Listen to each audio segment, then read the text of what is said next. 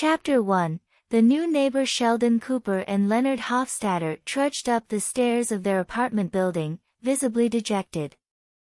As holders of PhDs in theoretical and experimental physics, the two had always prided themselves on their intellect.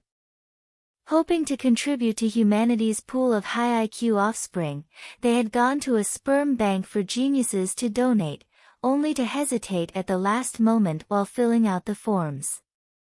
Sheldon lost all confidence the moment he remembered his sister, who was still working as a waitress. Back at their apartment, Leonard was about to unlock his door when he noticed the door across the hall was open. Inside, a stunning blonde woman was unpacking. New neighbor. Leonard's eyes widened. Sheldon shrugged. Obviously. A significant upgrade from the last one. Staring at the woman in her shorts and fitted t-shirt, Leonard's hormones kicked into overdrive as he unintentionally moved towards her. Hi. I'm Leonard, and this is Sheldon. We're your neighbors. Sheldon, however, felt nothing. To him, women couldn't compete with Star Wars or The Flash. Hey. I'm Penny, just moved in. The woman greeted them cheerfully while silently sizing up her new neighbors. Midline horizontal ellipsis. They look like socially awkward nerds and harmless. Just then, the door to another apartment opened, and a young man stepped out. He had the slick back hair of a corporate elite, sharp facial features, and a lean build. Most notably, he wore an expensive-looking British-tailored three-piece suit that clashed with the $1,200 a-month apartment's shabby vibe. The man glanced at them, puzzled. Sheldon, Leonard, weren't you two supposed to be donating midline horizontal ellipsis, Leonard hurriedly cut him off. Martin, why aren't you gone yet? Don't you have court today? I'm on my way now, Martin replied, confused until he noticed Penny staring at him, slack-jawed. He chuckled. New neighbor. Hi, I'm Martin Scott. It took Penny a moment to snap out of it. Beaming, she grabbed his hand, shaking and fondling it unabashedly. Hi midline horizontal ellipsis. I'm Penny. Leonard slumped, whispering to Sheldon, with this guy around, we'll never get girlfriends. Sheldon shrugged. While I don't endorse law as a humanities discipline, biologically speaking, Martin does have superior mating rights. After some small talk, Martin checked his Jaeger-LeCoultre Master Tourbillon watch. Sorry, Penny, I've got a trial starting soon. Gotta run. Trial? Penny blinked. You're a lawyer. Just graduated, Martin said modestly, glancing awkwardly at her hands creeping toward his chest. Oh. Right. Penny yanked her hands back, feigning composure. Apologies. Martin straightened his tie. Leonard, Sheldon, see you later. As he hurried downstairs, Penny turned to the duo. He's your roommate? Leonard nodded glumly. But midline horizontal ellipsis. Why would a lawyer live here? And share an apartment? In the US, lawyers earned hefty salaries. Even fresh graduates, first-year associate, made $180,000 a year, with $20,000 annual raises. Licensed attorneys earned far more. With that income, he could afford a nice flat. Why live in a run-down building with broken elevators? While Leonard sulked, Sheldon explained flatly, Martin claims he works 80-hour weeks, so location is irrelevant. He also wants scientific exposure from PhDs like us. PhDs? Penny's eyes widened. You're doctors. Leonard's bruised ego healed slightly. I'm an experimental physics PhD from Princeton. Sheldon has PhDs in philosophy and theoretical physics. Plus 2 master's degrees in science and 1 in literature, Sheldon added. Please be thorough. Penny, a high school graduate, gawked at them as if they were lab mutants. After a pause, she pointed down the empty hallway. What about Martin? JSD from Harvard Law, Sheldon said matter-of-factly. That's why he's qualified to room with us. Not that law contributes to scientific progress, but its midline horizontal ellipsis marginally relevant to modern society. Meanwhile, Martin Scott stepped onto the street outside the apartment and whistled sharply, a survival skill in New York. A yellow cab pulled up. County Courthouse, he told the driver, gazing out the window as he replayed the encounter with the bombshell neighbor. Is this where the story begins? Ever since reincarnating here 23 years ago, Martin had noticed oddities. Childhood neighbors named Cooper with a genius son, Sheldon midline horizontal ellipsis a high school classmate named Juno who got pregnant midline horizontal ellipsis a chemistry teacher named Walter White midline horizontal ellipsis. This wasn't reality, it was a mashup of American TV and movies. The revelation had terrified him. Not only was his mortgage back home forever out of reach, but he was stuck as an ordinary person in a world teeming with fictional chaos. Relief came only after confirming no Stark Industries, or Umbrella Corporation, existed. At least it wasn't a superhero or zombie apocalypse. But deviations nagged him. The Big Bang Theory crew hadn't gone to Caltech, they were physicists at Columbia in New York. He'd worried Penny, the aspiring actress, might never appear. Now, with her arrival, the pieces fell into place. Imagining the chaotic days ahead, Martin smirked. Courthouse, sir. The driver eyed the sharply dressed young man in the rearview mirror. Martin paid with a $50 bill and strode toward the courthouse, briefcase in hand. At the entrance, a polished middle-aged man glared at him. Scott. As a junior attorney, you shouldn't arrive after the senior partner. Martin flashed his watch. 8:21, we agreed on 8:30. A lawyer arrives 10 minutes early, the man snapped. Fine, your house your rules. Shrugging, Martin walked into the courthouse beside him. Chapter 2, the first trial. After meeting with their client, the group entered the courtroom and took their seats at the defense table. The case was straightforward. A landlord had punched a tenant twice after being provoked during an attempt to evict him from his property due to problems of trashing property, frequent drug use, and disruptive behavior. The tenant had now sued landlord for assault and illegal eviction. Martin organized his files while asking casually, "Any trial advice, Harvey?" Harvey Specter, leaning back in his chair with his arms crossed, replied lazily, "I'm your supervisor, not your legal consultant. My job is to grade you, not hold your hand. Figure it out yourself." Martin shrugged indifferently. Beside them, the landlord slumped in defeat. He'd thought hiring New York's prestigious Pearson and Hardman law firm guaranteed victory, until they assigned his case to this green rookie.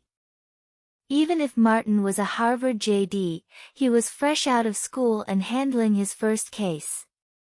What experience could he possibly have? The landlord had protested, but Harvey shut him down. Want someone else? Sure, my consulting fee is $2,000 an hour. Cash or check? Reluctantly, the landlord pinned his hopes on the $400 an hour rookie. Martin finished arranging his documents and turned to the despondent landlord, holding up one finger. Rule 1. Tell the truth in court. No lies, no omissions. A second finger rose. Rule 2. Never contradict me openly, no objections, no eye rolls, no sighs. Save it for recess. Finally, his thumb. Rule 3. Keep your mouth shut unless I tell you to speak. Even if they're lying through their teeth. Pausing, Martin locked eyes with the landlord. Follow these rules. And we win. Understood. The landlord bristled but nodded eagerly at the promise of victory. Harvey raised an eyebrow, intrigued by Martin's confidence. The evidence was damning, medical reports, police statements, all confirming the landlord's guilt. Winning this case seemed impossible for a rookie.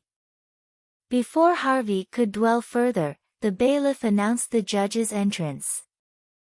Case No. 20070630442, ***, the white-haired judge intoned, reviewing the charges. Plaintiff alleges unlawful eviction and assault. Any additions? The plaintiff's lawyer shook his head. No, Your Honor. The judge turned to Martin. Defense? Martin stood, buttoning his suit jacket with a polished smile. Nothing to add, Your Honor. His poise earned a subtle nod from the bench. Any chance of settlement? The judge asked. Both sides declined. The plaintiff presented medical records and police statements, an airtight case. 10 minutes later, the judge removed his glasses. Defense counsel, your rebuttal. Martin stood, handing a document to the clerk. Your Honor, the plaintiff concealed his recent divorce during the rental application. Had my client known of his history of alcoholism, domestic violence, and revoked custody rights, ***, what does divorce have to do with tenancy? The judge interrupted, squinting at the file. Everything, Martin countered. My client has 2 young children. Had he known the plaintiff harbored hostility toward minors, evidenced by this neighbor's testimony about the plaintiff screaming at children for a noise, he'd never have rented to him. He slid forward a family photo of the landlord's smiling children.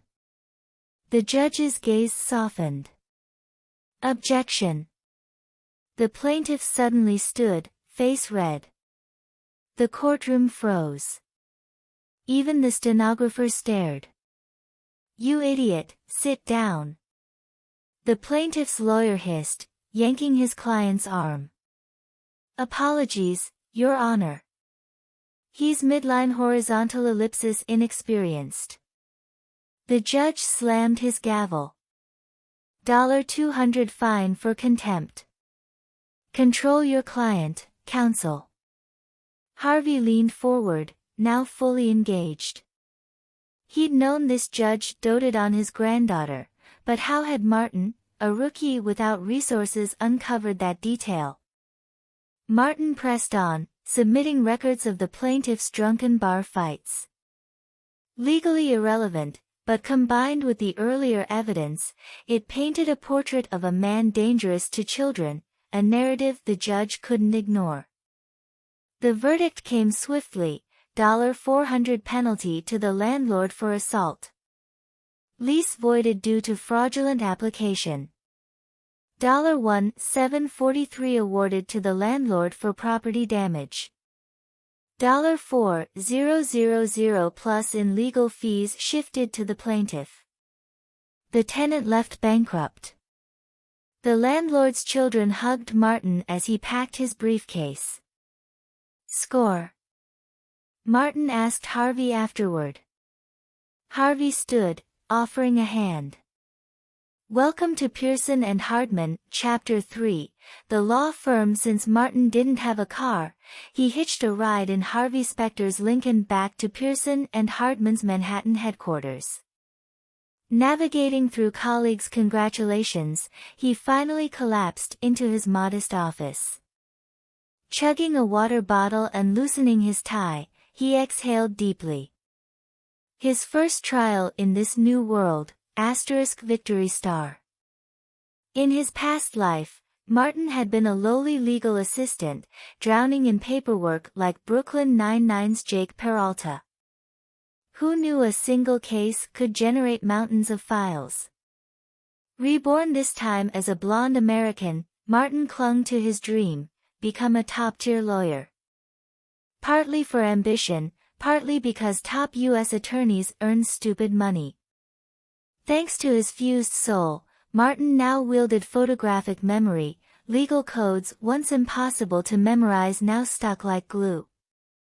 This gift propelled him through high school graduation at 16, a Harvard history degree. Law schools require undergrad prerequisites, then a JD and JSD from Harvard Law. A UN legal internship later, he'd landed at Pearson and Hartman, one of the nation's Big Four firms, where every lawyer graduated from Harvard and clients included 40-plus Fortune 500 companies. Pearson and Hartman's starting salary for JSDs? $330,000 annually, with a $30,000 yearly bump. Next year, $360,000. Plus $400 per hour consulting fees, all his star. He daydreamed about splurging his first paycheck on a Porsche 911 or Dodge Challenger. A shadow fell across his doorway. Post-adrenaline crash. Martin turned to see Jessica Pearson, the firm's founding partner, her name etched on the door, leaning against the glass with a smirk. He leapt up, straightening his tie. "Ms. Pearson. I could have come to your office, Jessica." She waved him off, settling onto his sofa. Harvey's never raved about a rookie before. That alone warranted a visit. Harvey raved. Martin nearly spilled the water he offered. In Suits, Harvey Specter praised no one. "Trust me," Jessica said, accepting the glass. "In 10 years, you're the first to earn his A+. Hence, I'm fast-tracking your client access. Let's skip the 6-month probation." Martin nodded. Like sales, lawyering required hustling for clients. Firm handouts were scraps, real money came from wooing CEOs and hedge funds. Also, Jessica gestured at his barren walls, "Spruce this up. Hit admin for art, actual gallery pieces, not prints. Clients expect midline horizontal ellipsis taste." As she rose, she added, "Oh, and assemble your team. All senior attorneys get an associate. Harvey's picking from Harvard's new JD grads next week. Join him. And a secretary, want someone specific?" Martin's mind flashed to Suits' brilliant but fraudulent Mike Ross. "Let Harvey handle that mess, then, Rachel." "Rachel Zane." Jessica raised an eyebrow. "Our best paralegal. No law degree, but she's a filing savant. I'll talk to her." Martin suppressed a grin. In his past life, Rachel or Meghan Markle had charmed a British prince into marriage. Now, he'd have the Duchess-to-be as his secretary. Chapter 4, The Bathroom Blunder at Pearson and Hartman, Efficiency was Survival. These are your upcoming cases. Plus 7 clients requiring legal counsel. Meet them within a week and lock down retainer agreements. Fresh from lunch, Rachel Zane strode into Martin's office in a tailored suit, depositing a stack of folders on his desk. She perched across from him, arms crossed, legs crossed tighter. "Martin Scott. Congratulations on your first trial win. The transcripts being circulated firm-wide as a case study midline horizontal ellipsis. Martin flipped open the top file. Thanks. Help yourself to a drink. Rachel stayed rooted. I read the summary. You never considered settling. Why? Settling wouldn't serve my client's interests, Martin replied without looking up. What if you'd lost? Then my Harvard JSD deserves shredding. His low, confident baritone left no room for doubt. Rachel's lashes flickered. After a beat, she pressed, Jessica says you requested me as your secretary. Give me one reason not to refuse. I won't trade my private office for a cubicle. Martin finally met her gaze. You're the best here. I need you to navigate this Shark Tank. As for you, wouldn't escaping those lecherous partners be a perk? Rachel froze. As the firm's most sought-after paralegal, she'd endured endless, innocent flirtations from lawyers who knew exactly how to skirt harassment lines. Her eyes trailed over Martin's crisp part, his fitted shirt hinting at gym-toned shoulders. For once, she felt the dangerous urge to cross professional boundaries. I need 3 days to transition my workload, she blurted. Martin's brows lifted. You'll manage my schedule, and yours. Can I leave early when you work late? He feigned sternness. I'll cover your cab fare. Deal. Rachel rose, hips swaying as her stilettos clicked toward the door. Martin watched the exit long after she'd left, muttering, future Duchess indeed. By 9:30 p.m., Martin had plowed through case files, 3 pro bono gigs, 5% contingency fees, 2 retainers, 1 criminal defense for a second-degree murder charge, and 7 milquetoast clients better suited to a neighborhood notary. Returning to his apartment, he found Sheldon scribbling equations, Leonard and Howard conspiring over takeout. No Raj, which explained his fatal assumption. Stripping off his constricting Seville Row suit, Martin padded toward the bathroom in Calvin Klein's. Curtains drawn, shower running. Raj, since when do you? He yanked the curtain. Ayayawa. Penny, very naked and very not Raj, scrambled to cover herself. The guys stampeded in to find Martin backpedaling, hands raised. I thought it was Raj. Leonard glowered. Why would Raj shower here? Because Howard's here and, you saw Penny first. Howard wailed, clutching his heart. As chaos erupted, a flushed face peeked through the curtain and shouted. Boys? Could you discuss my sleeping arrangements outside? The herd stampeded out, but not before Howard tossed a line in French, enjoy your shower, which left Penny more baffled than ever. Chapter 5, A chat with Penny. Whether in his past life or this one, a man caught glimpsing a woman's nudity always faced awkwardness, though the duration varied. Back then, it might linger for days or even spark a lifelong bond. Now, a shower washed it away. Penny, I want to apologize properly. I truly didn't know it was you in there. Sheldon and the others were busy, so I didn't check midline horizontal ellipsis. Relax. I'm proud of my body. As you should be, also that mole above your navel is perfectly centered. 0 lateral deviation. Martin Scott. Crisis averted. Later, Raj arrived with a prized VHS tape of Hawking's 1980s lecture. The 4 science nerds instantly morphed into wide-eyed children, crowding around the TV like worshippers at an altar. From the couch, Martin whispered to Penny, I'm tempted to yell, step away from the damn screen.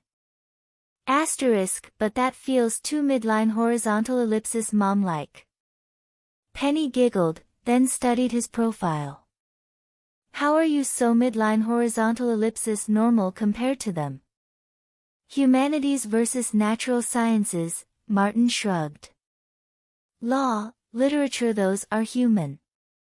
Physics, math. Alien territory. So midline horizontal ellipsis, what I get is human. What I don't is alien. Got it. Penny laughed, slapping his thigh. Martin surrendered to her logic.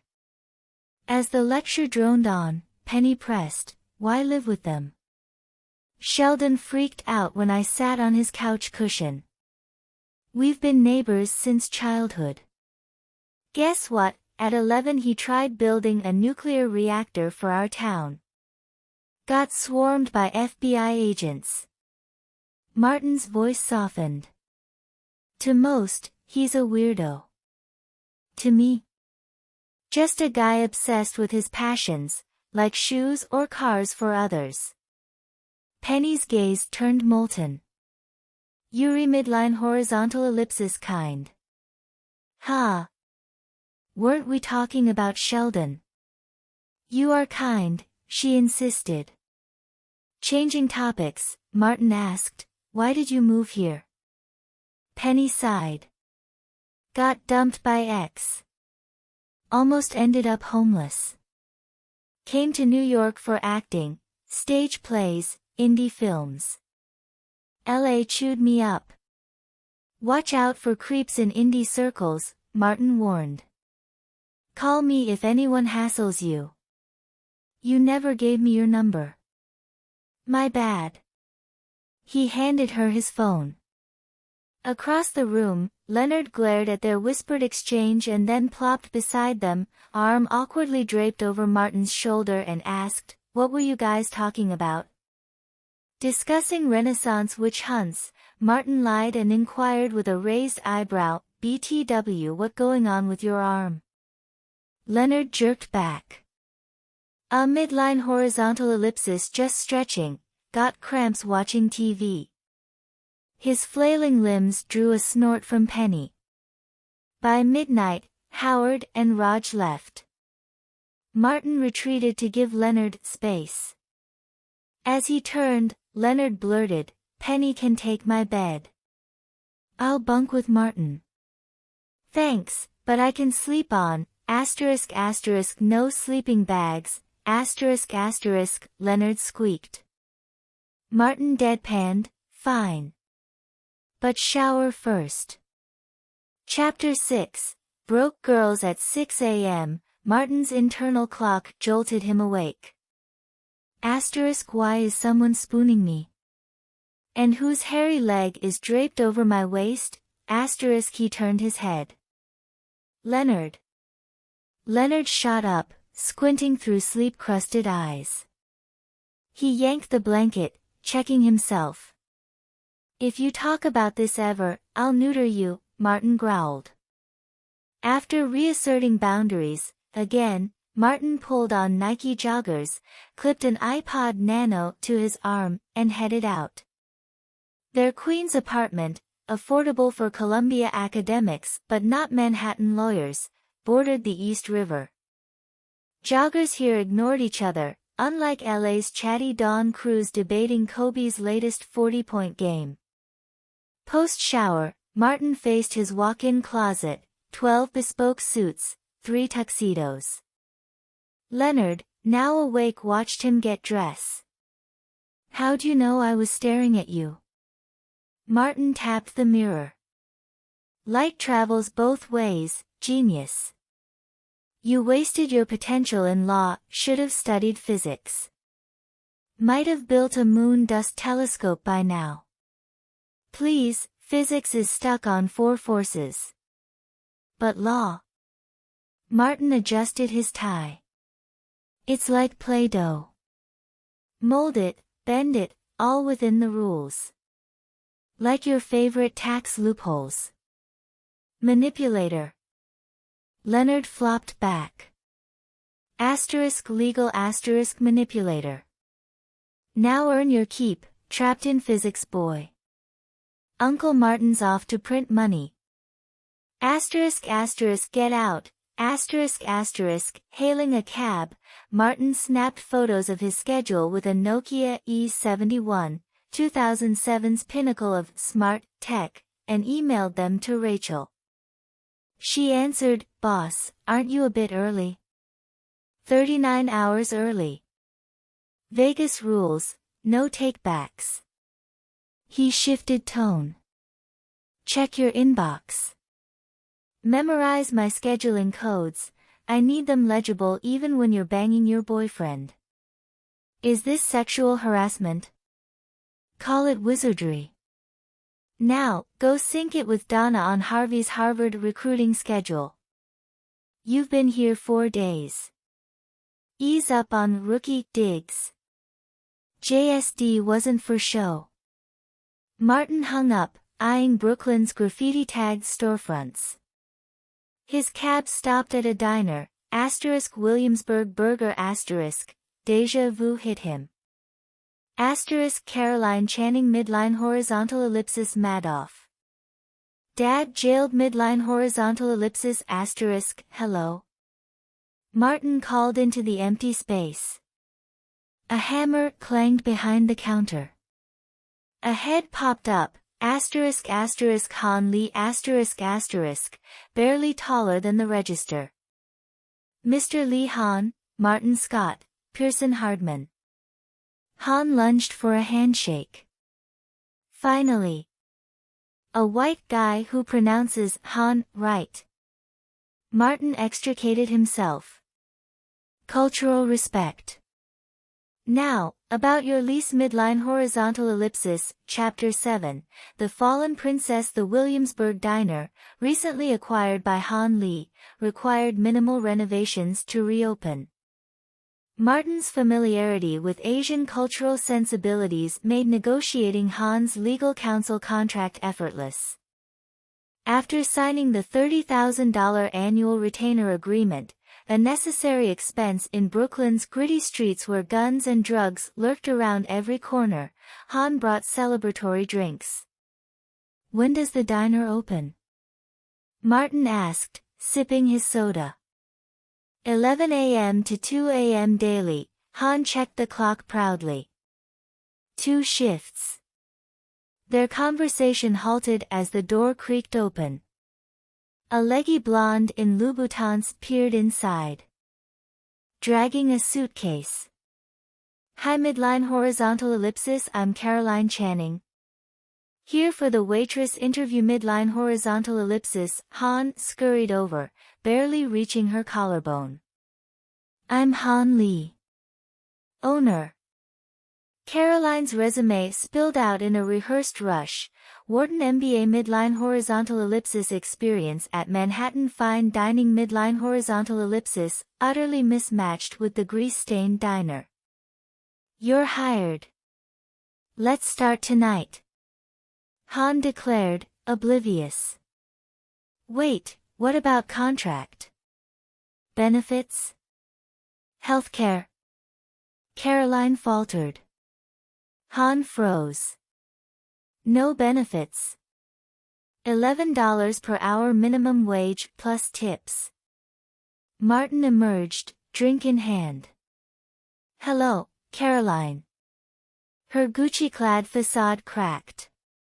M. Martin. 24 hours ago, she'd been Manhattan royalty, tossing $80,000 shoes after 2 wears, choosing Lamborghinis like court concubines. Now, 5 possessions to her name, 2 outfits, laptop, phone, and the taser currently sparking in her purse. Han glanced between them. You know each other? Old friends. Martin's smile held memories, Harvard Library trysts over Tolstoy's original manuscripts. I'll vouch for her. A bombshell blonde might midline horizontal ellipsis enhance your clientele. Han fist bumped him. My man. When they reached outside, Caroline recoiled from Martin's touch. "I'm staying with friends, with a suitcase."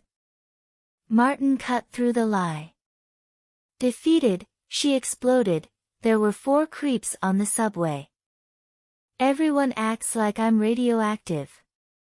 Sobs racked her frame as Martin pulled her close. Afterwards at Pearson Hardman's partnered luxury hotel, Caroline slammed the suite door and crashed into him, a desperate, hungry kiss fueled by shame and adrenaline. Martin responded in kind, well versed in her need to obliterate reality through friction. Chapter 8. Penny's quilt. Thanks to his long-standing healthy exercise and lifestyle habits, Martin's physical stamina was top-tier among ordinary people. After 2 hours of passionate entanglement, the two finally separated, drenched in sweat and lying naked on the bed.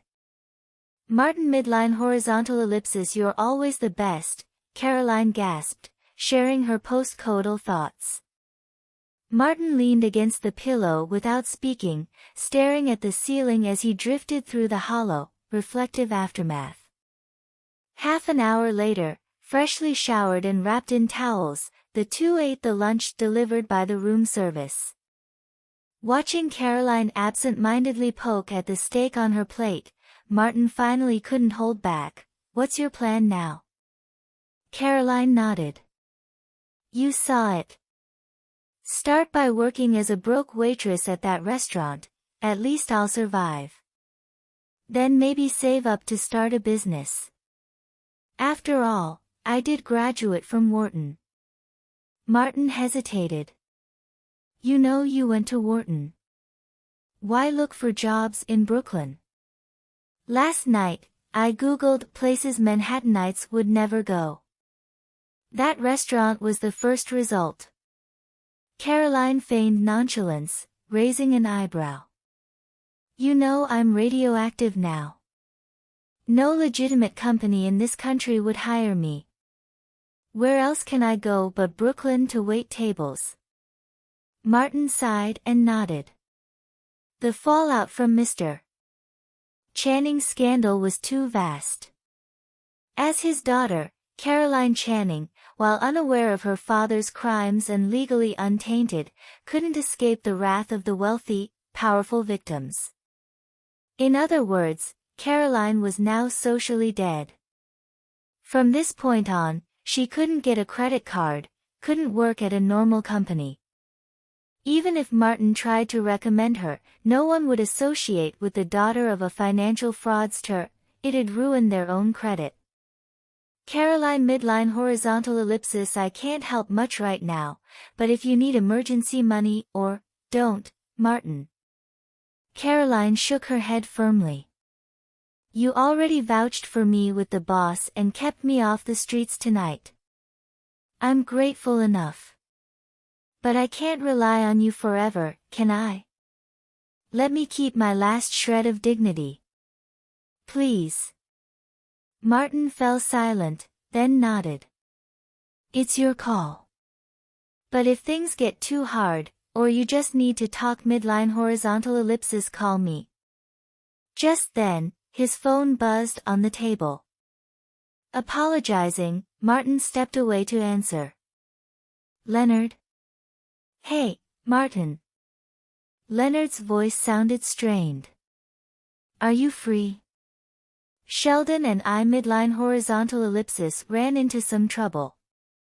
Martin frowned. "What happened?" "You know Penny's ex-boyfriend?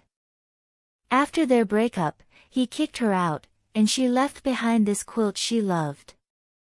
We tried to get it back, but the jerk midline horizontal ellipsis he pantsed us." A cold sweat dripped down Martin's forehead. "You're telling me you're standing on the street in your underwear?" "Boxers." Leonard's voice cracked. "Can you come? You're the only one I can ask. Send the address." "Need me to bring pants?" "Yes." After hanging up, Martin explained to Caroline, dressed quickly, and left. 30 minutes later, Martin stepped out of a taxi in Queens to find two nerdy scientists awkwardly shielding their lower halves. Sizes might not fit. Deal with it. He tossed them the hastily bought pants, then gestured to the house across the street. That one? Leonard and Sheldon nodded, recounting how Penny's muscular ex had overpowered them. Martin sighed, strode to the door, and rang the bell. You two idiots wanna get stripped? A muscular, decent-looking man yanked the door open, ready to rant, but paused at the sight of Martin in a sharp suit beside the weaklings. Who are you? Their boyfriend? Martin ignored the jab. You're Penny's ex? So. The ex-boyfriend smirked, but Martin cut him off. You know what's about to happen.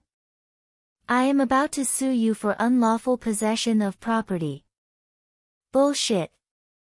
The ex lunged, fist raised.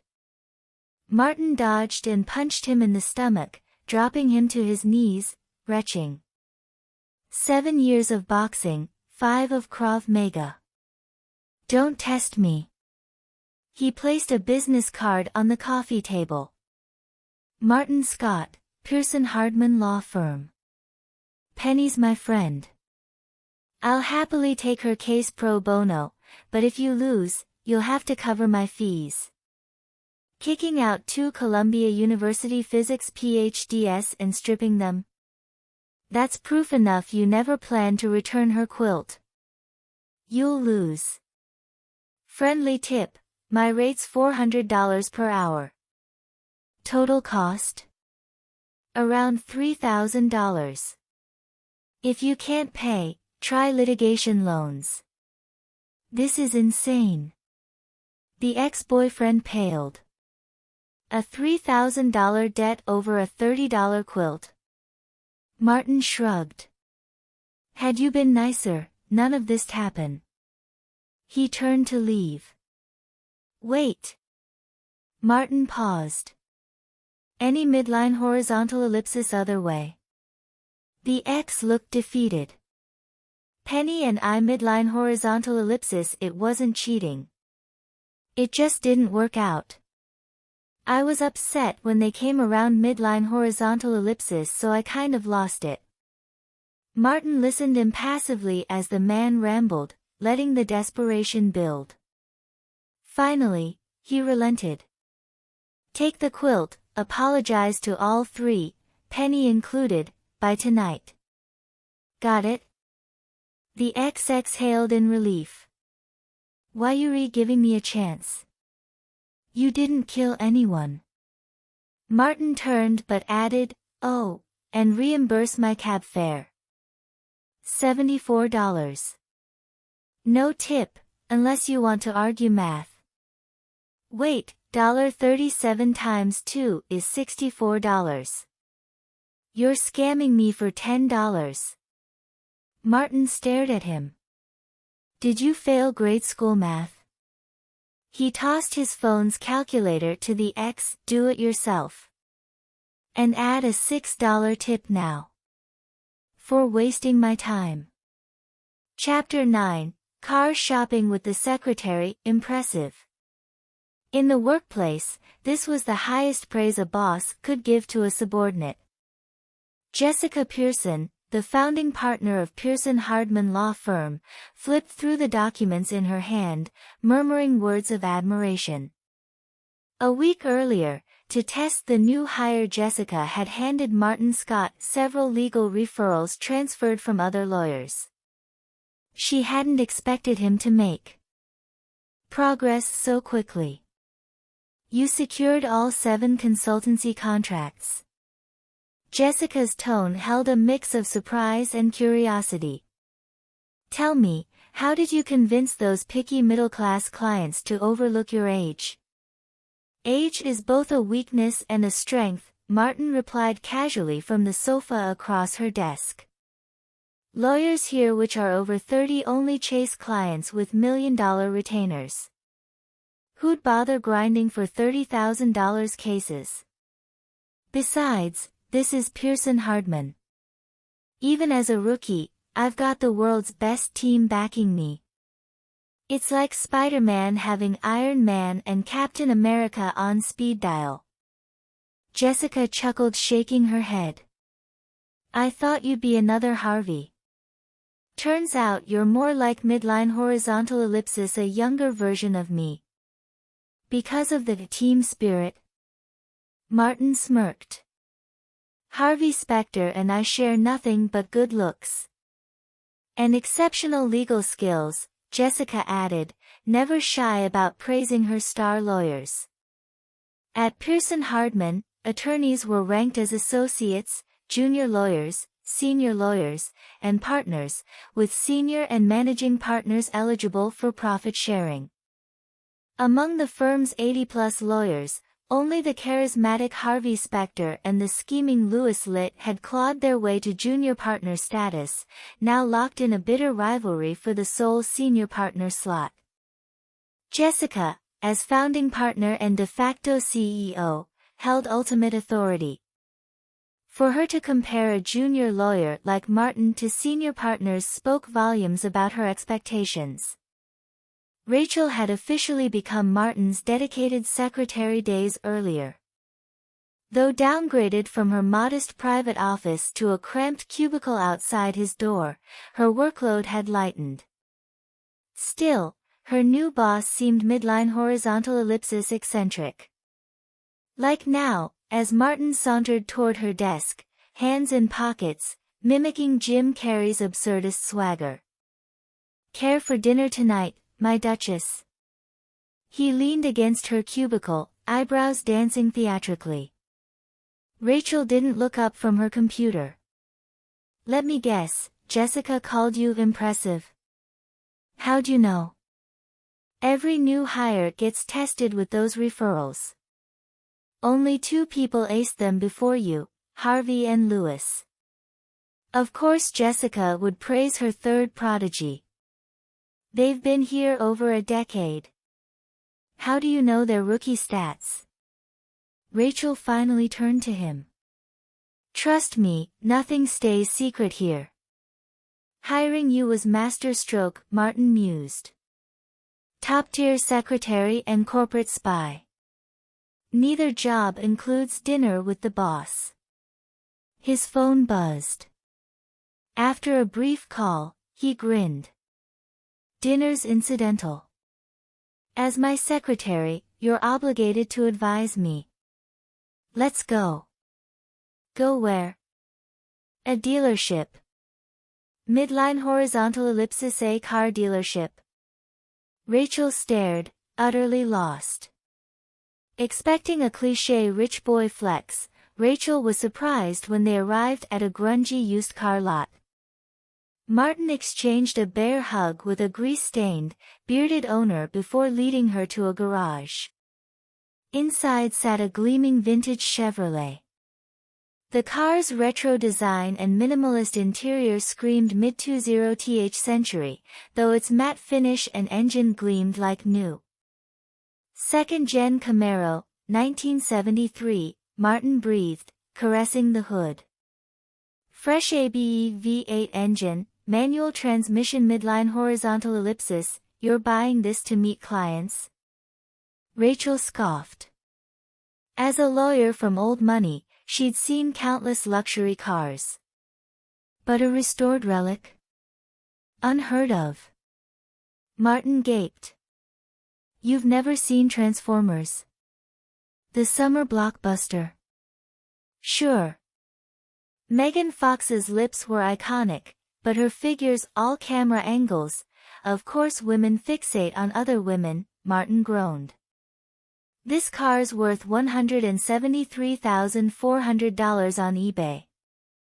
It'll gain another $50,000 in 3 years. Asterisk what? Asterisk that's Ferrari money. Martin turned to the bearded owner. Hey, Senkos, steal Megan Fox's underwear tonight, and this baby's yours. The man laughed. Keep dreaming. By tonight, Angelina Jolie'll be in your bed wearing lace. Rachel blinked, baffled by their banter. How much did you pay? She asked. $3,420 for the car, $10,000 in restorations. Bought it before Transformers blew up. Rachel's eyes widened. You should have been a businessman. What sector offers 1,000% returns? Martin shook his head. Harvard's golden rule: never mess with doctors or lawyers.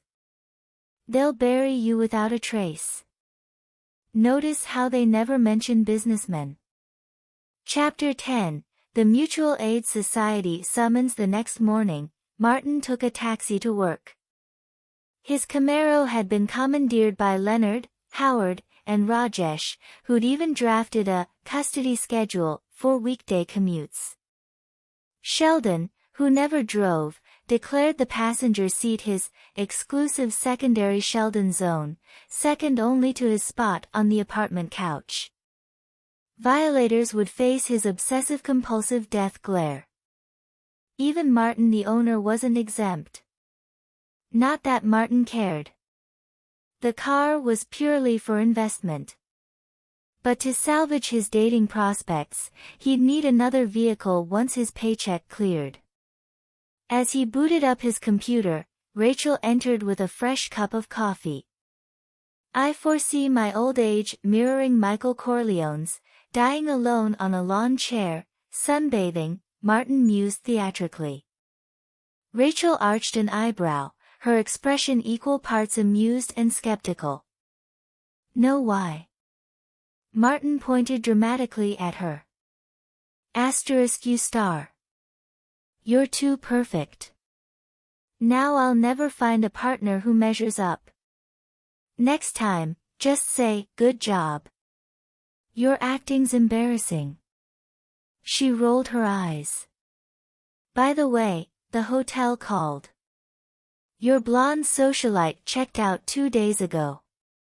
Total, $739. Charging it to the firm or paying yourself? So this is how Tony Stark felt around Pepper midline horizontal ellipsis. Martin scribbled a check and handed it over. Rachel waved it mockingly before tucking it into her notebook. Next time, let me handle these midline horizontal ellipsis delicate matters. The Channing name draws eyes. Be smarter. Yes, ma'am. He raised his hands in surrender.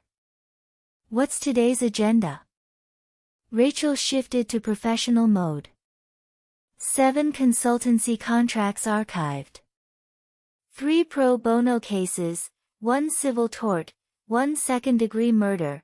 Martin pulled a folder from his desk. All non-murder case opinions are in here. If clients approve, sign.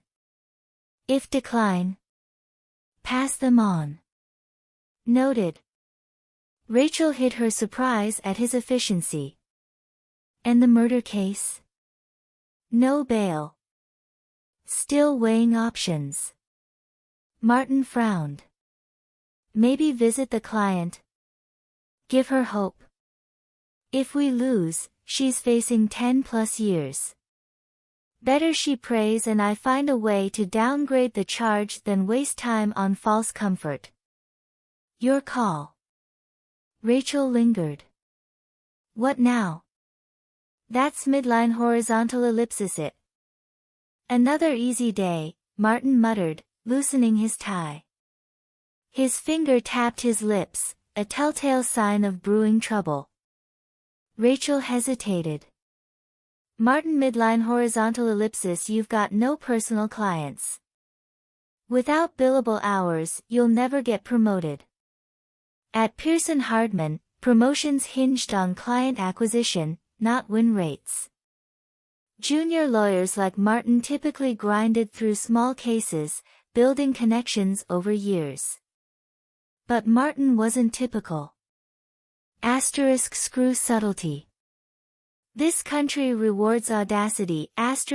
Book a presidential suite, a business mixer, and guest rooms. How soon can it be done? Rachel calculated. Tonight. Martin dialed a number.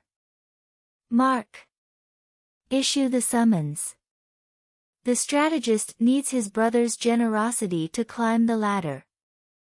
The strategist sails again, a voice boomed through the phone. When? Tonight. My secretary will send the details. Bring Priscilla, I miss her. Fuck. I'm in Seattle negotiating, me or those tech mutts. Choose. Rachel shivered, warmth flooding her cheeks. Fine. You're our goddamn lighthouse. Oh, and Priscilla's bringing a cleaver. Says you ghosted her best friend. Martin massaged his temples. Mark, fix your verbal diarrhea. How'd Priscilla even marry you? After hanging up, he turned to Rachel. Got all that? Uh-huh. She smirked. Harvard fraternity. Strategist sounds lofty. Fraternities are for trust fund cokeheads. This is the Mutual Aid Society, noble, future-focused. Mutual Aid Society. You'll see tonight. Questions? Head count? 13 men, rotating girlfriend's midline horizontal ellipsis plan for 30. The partner hotel can manage. But your junior lawyer budget won't cover this. Need me to request, Jessica will pay gladly. Martin texted her a contact. Mark's the organizer. Send him the details. Mark's last name. Any notes? Zuckerberg. Mark Zuckerberg. Facebook CEO. His girlfriend's Priscilla Chan, Asian AM. Rachel froze, staring at the junior lawyer 2 years her junior. Chapter 11, The Truth of the Mutual Aid Society. That evening, as guests arrived at the hotel for the party, laughing and embracing their respective bosses, Rachel, who stood by as a companion, grew increasingly stunned. TripAdvisor, MS, LinkedIn midline horizontal ellipsis, all founders of rising internet startups. Just thinking about their personal fortunes totaling hundreds of millions and the billion-dollar market capitalizations of their companies made Rachel break out in a cold sweat. He was still reminding me to find clients this morning. Midline horizontal ellipsis. Strangely, every man brought a female companion or girlfriend, yet after greeting Martin, the men immediately headed upstairs to a private suite, leaving the women behind to sip drinks and chat idly. This was nothing like a typical business networking event. Finally, the founder of the most dominant unicorn company arrived. Martin. This time, I'm dragging you out of goddamn New York for sure. Mark Zuckerberg threw his arms around Martin in a bear hug, pounding his back twice with clenched fists. Grow up, Mark, Martin retorted, returning the gesture. You should have realized 5 years ago, I'm the man you'll never have. After they separated, Martin noticed Priscilla Chan standing nearby with a smirk, and his expression turned awkward. Priscilla. You're as radiant as ever. Dump Mark and marry me. For the sake of his future happiness, Martin boldly hugged Priscilla and even kissed the corner of her lips in front of Zuckerberg. Heterosocial cheek kisses often revealed the closeness of a relationship. The nearer the lips met during the gesture, the more intimate the bond. Given the proximity of Martin and Priscilla's kiss, they were clearly best friends.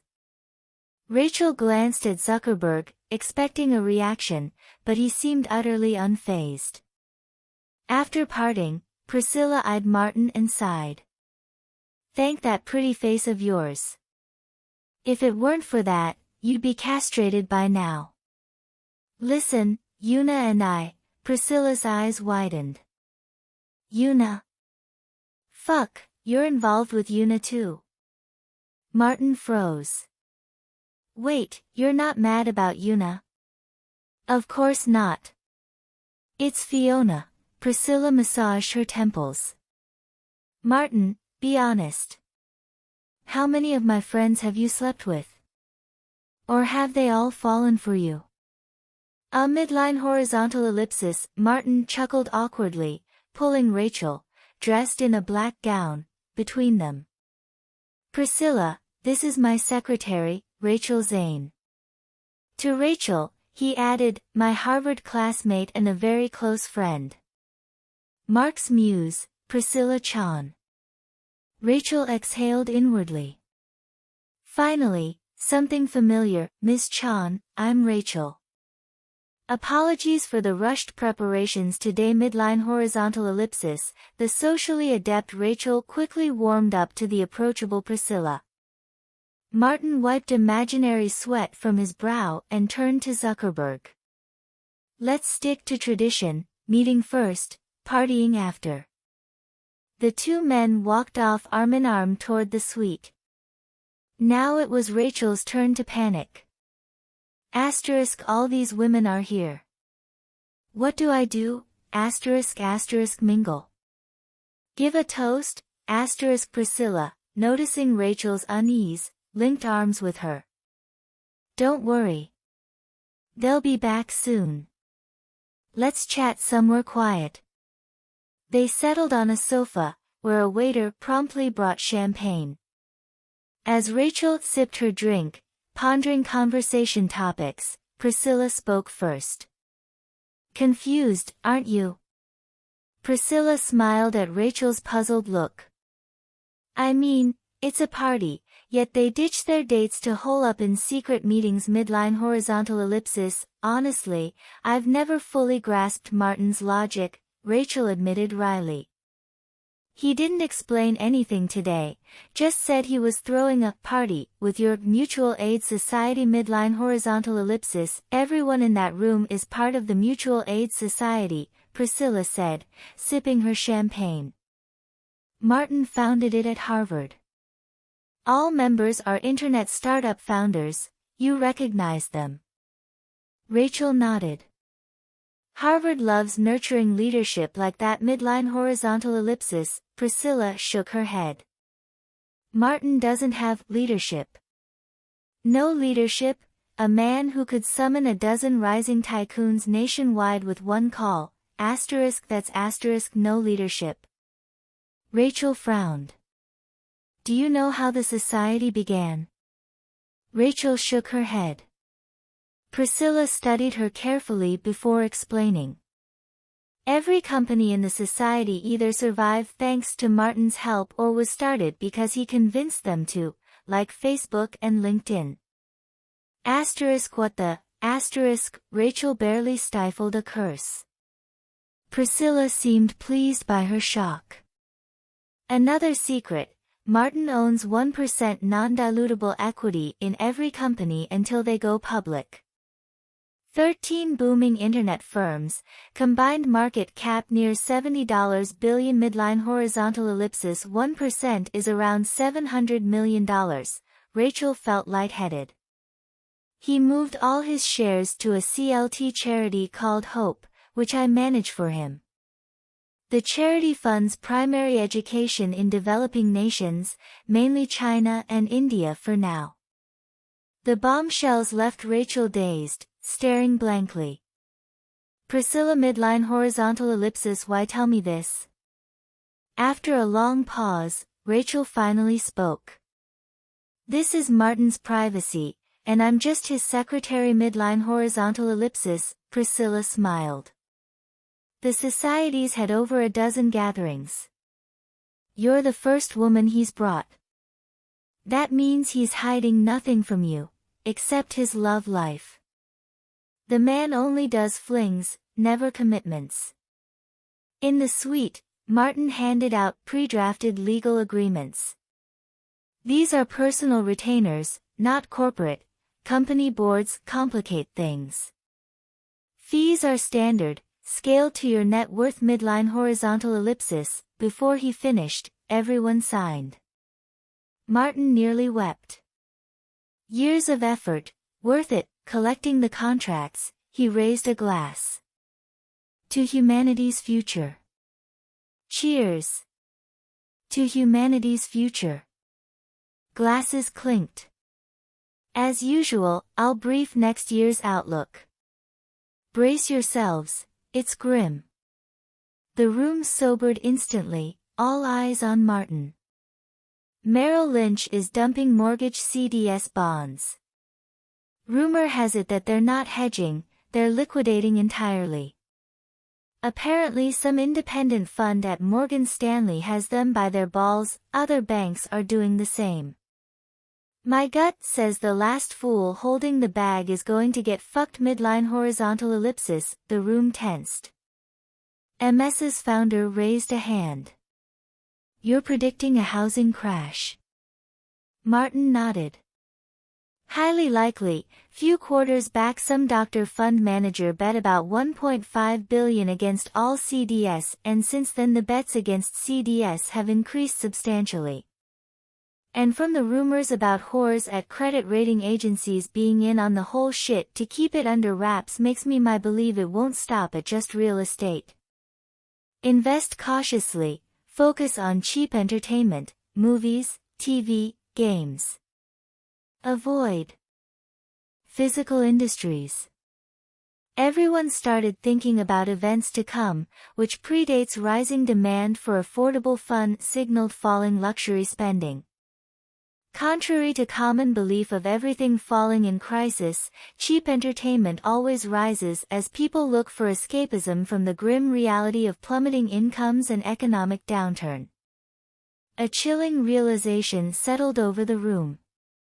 Chapter 12, Penny's Midnight Intrusion. Half an hour later, Martin returned to the party with the group of founders and the hastily organized business event finally resumed its normal rhythm. Billionaires clustered in small groups, discussing topics like the Yankees' recent loss or whether Tesla's CEO deserved to be the real-life inspiration for Iron Man. Their glamorous female companions lingered nearby, feigning interest in these conversations, nodding and smiling to earn the men's approval. Martin, meanwhile, stood alone on the balcony with a glass of champagne, leaning against the railing as he gazed at Manhattan's glittering skyline. After some time, Rachel joined him. Congratulations. By tomorrow, you'll be the legal world's newest legend. She raised her glass with a smile. Martin clinked his glass against hers, sipping his drink while watching the river of taillights below. Finally, Rachel broke the silence. Why? Why what? You know. She gestured vaguely. You could have achieved so much more, become the youngest billionaire. I don't even know what I'm saying. Midline horizontal ellipsis. Why aren't you one of them? Martin squinted. Do you know why people suffer? Unfulfilled desires? Bingo. He smirked. Chasing wealth drives societal progress, but most can't control their greed. They end up slaves to money. He glanced back at the crowd inside. I don't want to wake up every day checking if the company account can cover payroll or scheming against a board for power. I've been there. Now midline horizontal ellipsis. I get a second chance. No repeats. Though his last line sounded cryptic, Rachel nodded in understanding. Fair enough. You could still make millions easily, that Chevy of yours proves it. She shrugged. Next question, why did you become a lawyer? Law is society's universal rulebook.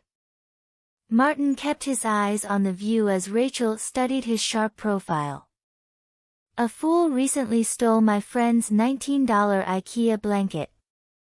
Because of that, he nearly owed me $3,000 in legal fees. It would have ruined him. That's the power of mastering the rules. Rachel sighed.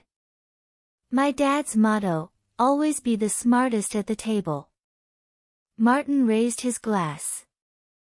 Your father's a wise man. To his health. The party ended late, so Martin crashed at the hotel. The next morning, he returned to his apartment to change, only to find the front door wide open. You're insane. Do you realize how terrifying this is?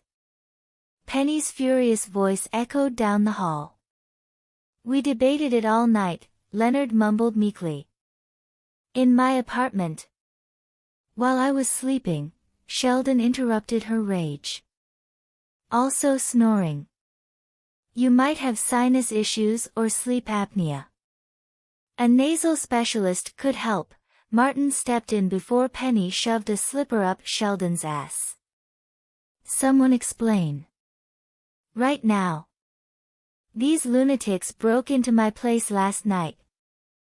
Penny jabbed a finger at Leonard and Sheldon. Make them understand how deranged that is. Martin frowned at his roommates. We midline horizontal ellipsis just tidied it up a bit, Leonard stammered, fidgeting. Sheldon couldn't sleep knowing her apartment was a mess. So we used her spare key midline horizontal ellipsis, as Leonard faltered and Sheldon matter-of-factly filled in gaps. Martin pieced it together. Penny's new furniture arrived yesterday. When the duo helped move it in, they found her apartment in chaos, clothes strewn everywhere, a plant in the toilet, and an open pizza box on the couch inviting roaches, or Jerry the mouse, to feast. Sheldon's OCD kept him awake. So at 2 a.m., he dragged Leonard over to secretly organize her space. Penny, waking to a spotless apartment, stormed over in a mix of gratitude and horror. Martin pinched his brow. You're lucky Penny doesn't keep a gun under her pillow. Legally, she could have shot you both dead last night. He turned to Penny. Though if you ever do, fire a warning shot first. Otherwise, it's excessive self-defense. But watch for ricochets, Martin, okay. He raised his hands. New rule, I'll hold Penny's spare key. Sheldon, Leonard, apologize. Sincerely. After mediating the truce, Martin showered and changed. By the time he re-emerged, the apartment was empty, except for Penny's open door across the hall. Inside, Howard and Raj had joined Sheldon and Leonard, all four nerds huddled over blueprints. What now? Martin asked, sidestepping packing materials to join Penny, who was assembling a shelf. These geniuses are upgrading my cheap TV stand into a NASA shuttle midline horizontal ellipsis which will be bound for the moon, Penny deadpanned. Martin called to the group, need help? Martin, you're a lawyer, Howard retorted. This is engineering, I'm the expert here. He turned back to Raj.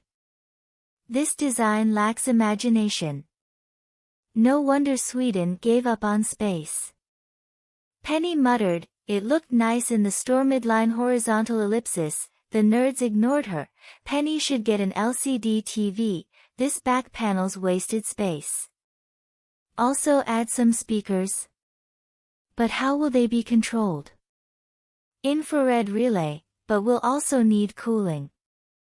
How about liquid coolant?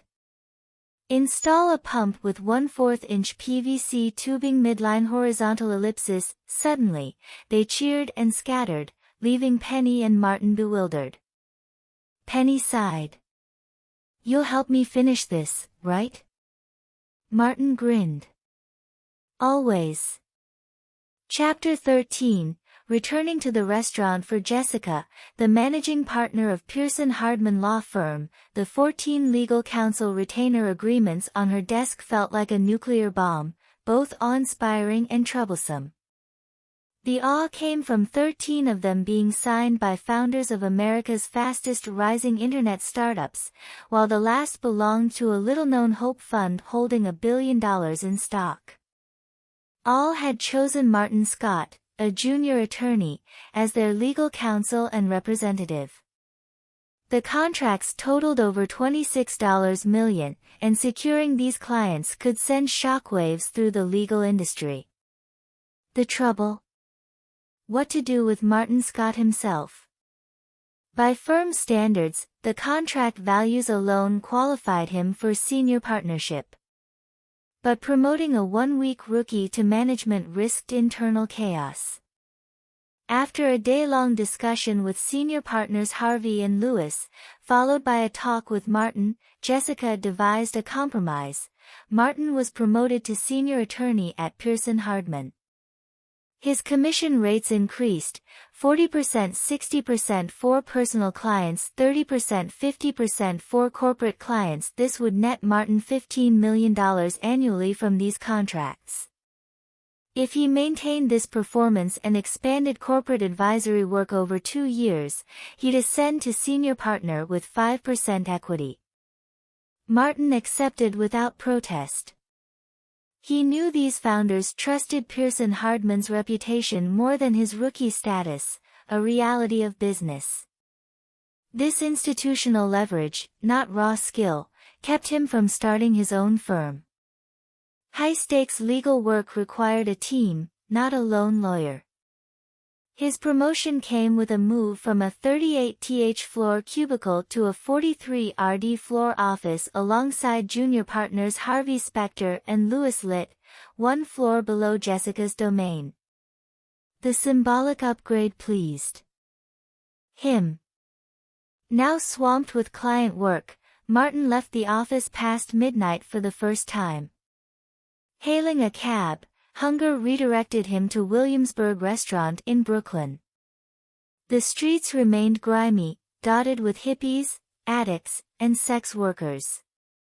One approached him, tracing his $4,000 Brioni suit, "Free tonight, baby." Martin stepped back. "Wake up, Pretty Woman left theaters 20 years ago."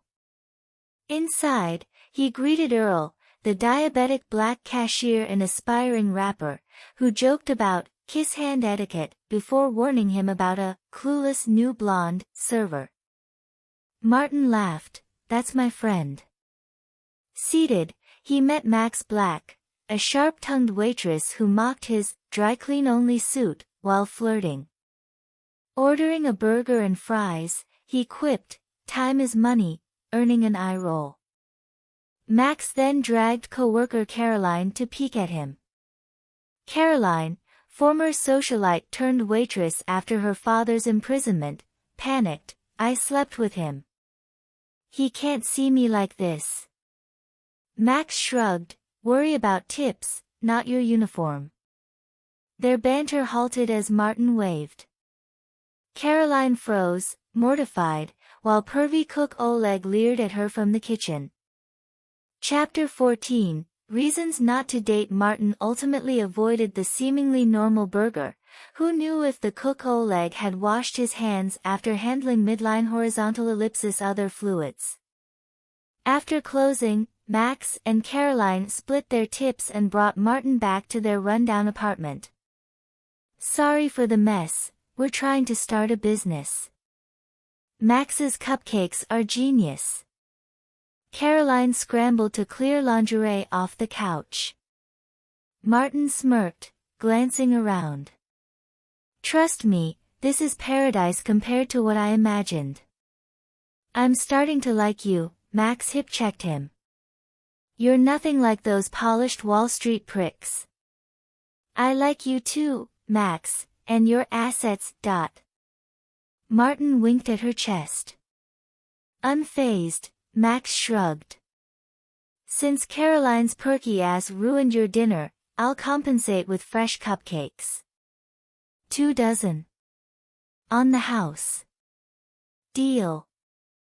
I'll share them, and pay. Keep your cash." Max began mixing batter while Martin toured the apartment. I worried when Caroline left her hotel, he admitted. But I'm glad she found you. She's high maintenance, needs hot water, talks in her sleep, but at least she's female. Max nodded toward the bedroom where Caroline changed. She's resilient, Martin said. Not everyone handles ruin with grace. Cinderella needs a prince. You volunteering? Max raised an eyebrow. I offered help. She refused. Pride's a luxury she can't afford, Max muttered. Take her out of this dump. She could trade her body for comfort, Martin countered. But her pride's all she has left. I won't crush that. Caroline emerged in a white Chanel dress. What are you discussing? Free legal advice for cupcake empires. Martin kissed her cheek. You outshine the night. Yet your heart's elsewhere, Caroline pouted playfully. It's racing for you right now. Max fake gagged. Must you ooze rich people schmaltz in my $300 per month hellhole? The two shared a theatrical makeout session before Caroline left to feed her horse, Chestnut. Alone with Martin, Max sprawled on the couch. You and Caroline, perfect match. Why not date? Martin glanced at her exposed thighs. You want to hear truth or lie? Dating her would ruin my chances with you. And the truth? Wedding vows are beautiful midline horizontal ellipsis until divorce. His tone turned cynical. I've seen couples shred each other over money. Why start what'll end in hate? Friends with benefits is safer. You're a pig, Max declared. Thank you. He grinned. Days later, Martin and senior partner Harvey Specter interviewed Harvard Law graduates for junior associates. Why should we hire these bookworms? Harvey groaned as another candidate left. You were also one once, Martin reminded him, flipping through resumes. Just hire a woman. Rachel's too hot to work with horny male interns. Harvey glanced at their secretary Rachel's curves. No office romances. And you're 25, barely better than them. I'm a senior attorney, Martin countered. Next. A disheveled man burst in, dodging police. Mike Ross, he introduced himself, shaking Harvey's hand. When his briefcase hit the desk, bags of marijuana spilled out. Harvey stared. Martin whistled. Chapter 15, Rajesh's sister, how did you know they were police? I read a novel when I was a kid, and the scene was very similar to what just happened. A novel, why would you talk to them and ask for the time? It's a smokescreen. You know, no drug dealer would approach police officers carrying a box of marijuana. Why don't you just come work for me? I'm willing to offer a signing bonus of $25,000. I'm willing to accept the job. Actually, we only accept Harvard Law School graduates. Not only have you not attended Harvard, you haven't even studied at any law school. What if I told you my learning ability is stronger than anyone else's, and I can pass the bar exam? I just think you're a not-so-clever con artist. You can try me. Isn't the Barbary legal handbook right in front of you? You can flip to any page and ask me a question. Martin sat on the sofa next to them, legs crossed, left hand supporting his chin like Vito Corleone in The Godfather, watching with interest as the two went back and forth like a courtroom debate. Hearing Mike ask him to give a question, Harvey turned to look at Martin. Martin leisurely shook his head, indicating that he wouldn't interfere. After a brilliant exchange of legal knowledge questions and answers, Mike Ross officially became a paralegal at Pearson Hardman. After Mike Ross left with a box of marijuana, Martin said with a smile, "Aren't you afraid Jessica will find out and skin you alive?" Harvey shook his head nonchalantly. "I need a smart assistant, and he's the one. But his educational background will cause you a lot of trouble." "Aren't lawyers the most fond of trouble?" "That means a steady stream of consulting fees." They chatted briefly, and the interview continued. The quality of this year's Harvard Law School JD graduates was indeed not very high. They had enough knowledge reserves, but they lacked flexibility. Harvey and Martin barely managed to find a few passable JDs and sent the rest back to school. The last person interviewed was an Indian girl named Priya Kothrapalli. After bringing her in and asking a few simple questions, Martin immediately decided to choose her as his paralegal. When Priya left, Harvey carefully noted her rather good figure, then turned to look at Martin, his eyes carrying an ambiguous meaning. Should he tell Jessica about this guy's hobbies? After leaving the hotel, Martin parted ways with the other three and went straight back to his apartment in Queens. Priya Kothrapalli, who had just finished the interview, was sitting inside, somewhat struggling to deal with Howard's overly enthusiastic behavior. Rajesh was chattering away on the side, seemingly trying to stop something. Leonard and Penny were setting out a large pile of takeout food on the dining table, which looked very sumptuous. Only Sheldon sat on the sofa cushion known as the prime coordinate, playing on his computer. Seeing Martin return, Rajesh let go of Howard's hand and ran over to give him a big hug. "Martin, you're my best friend. The Kothrapalli family will forever remember your friendship." Martin responded with a smile, "Rajesh, you don't have to take it to heart. Priya is not only your sister, but also my classmate. At Harvard. I know how excellent she is."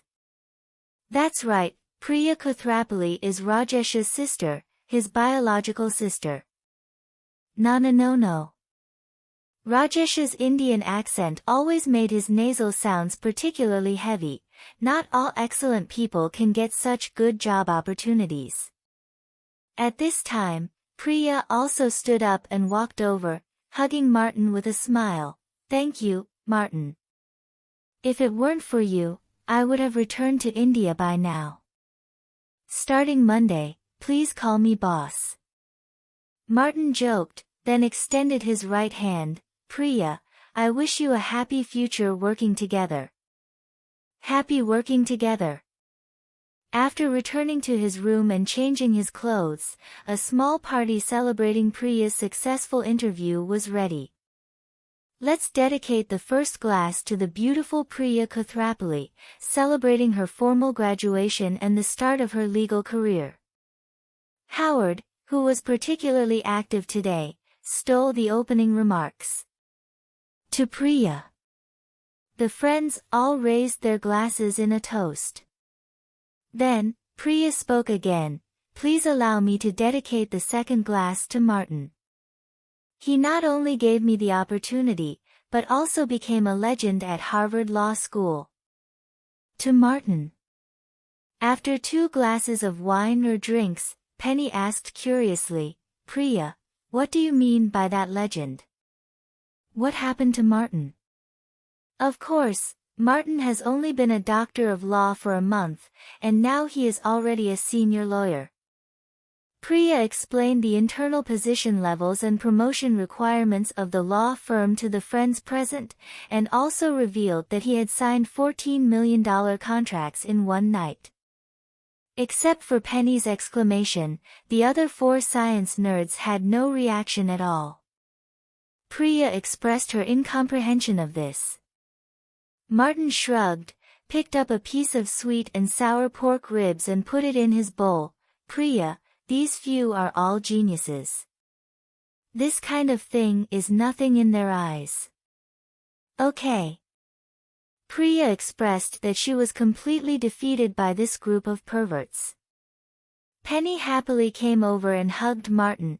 Although I don't quite understand, this must be a remarkable achievement in the legal profession, congratulations.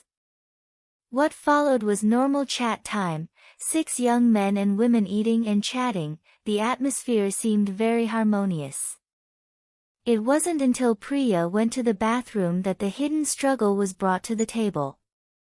Rajesh pulled the few men together, his eyes particularly serious. Although there is no need to specifically explain, I still want to reiterate that you are absolutely not allowed to touch my sister. Why would we touch your sister? She's covered in all kinds of bacteria from the hotel. Sheldon said matter-of-factly, of course, Martin is the same. After all, you were at the same hotel for the interview before. I've changed my clothes, Martin argued. But you haven't taken a shower. Pause. Rajesh interrupted the argument between the two, and then looked left and right at Martin and Howard's faces. I wasn't talking about Sheldon, I'm talking about you too. Howard looked incredulous. Rajesh, how can you look at me like that? Do I look so thirsty? You looked just like Garfield smelling catnip just now. Rajesh said expressionlessly. And you, Martin, although I'm very grateful for your help, you can't use your position as my sister's boss to sexually harass her. Don't worry. Martin shook his head with a smile. I don't want to get myself into trouble. Rajesh frowned. To be honest, I'm more worried that my sister will take the initiative to sexually harass you. I'll remind her in time, okay? Martin patted his chest and promised, Sheldon can testify for me. The others present looked questioningly at the somewhat embarrassed Sheldon. Sheldon was obviously a little uncomfortable, and finally, under everyone's gaze, he had to explain, ever since my sister had her first period, all she thinks about every day is how to get Martin into bed, but she hasn't succeeded even once. Is it because your sister isn't pretty? Leonard asked curiously. Martin interjected, although it's not very nice to say this, but to give you a direct concept, you can imagine Gisele Bündchen from the Victoria's Secret show. Wow! Even Rajesh, who was still confident just now, began to have flights of fancy. Chapter 16, Original Sin. On Monday, Martin called Rachel to remind her to handle Priya's onboarding while he drove the Camaro out of the firm. The second-degree murder case had been delayed for weeks. It was time to act before trial. Navigating New York's gridlock, Martin's nostalgia for the 1973 Camaro, a dream car for many geeks, evaporated. Despite its restored engine, the lack of power steering and manual clutch left his calves cramping. No wonder Leonard lost interest after 2 weeks. He decided to sell it and buy something modern. After an hour, Martin arrived at Rikers Island, New York's largest prison for violent offenders. His defendant, though unconvicted, was held here pending trial. You're the youngest criminal lawyer I've seen, remarked a burly black guard, leading him to the visitation room. If they try anything, hit the panic button under the table. Thanks. I'll feel safer with you around, Martin replied, omitting his 3 national youth kickboxing titles. A female officer escorted in a gaunt, hollow-eyed young woman. 2 hours. No physical contact. She lingered on Martin's sharp suit before leaving. The girl slumped into the chair, her frayed hair and sunken cheeks betraying months of stress. So mommy hired a rookie to be my last fling before prison. Her voice rasped. Frankly, at my current rate, your family couldn't afford me, Martin said, sliding a file forward. Amanda Summers. 21. Penn State Fashion Design Sophomore. Partial scholarship. On May 13, 2007, you argued with your boyfriend in a Walmart parking lot, then ran him over and dragged him 310 feet. Charged with second-degree murder. Amanda flinched at the clinical recap. Martin activated a recorder.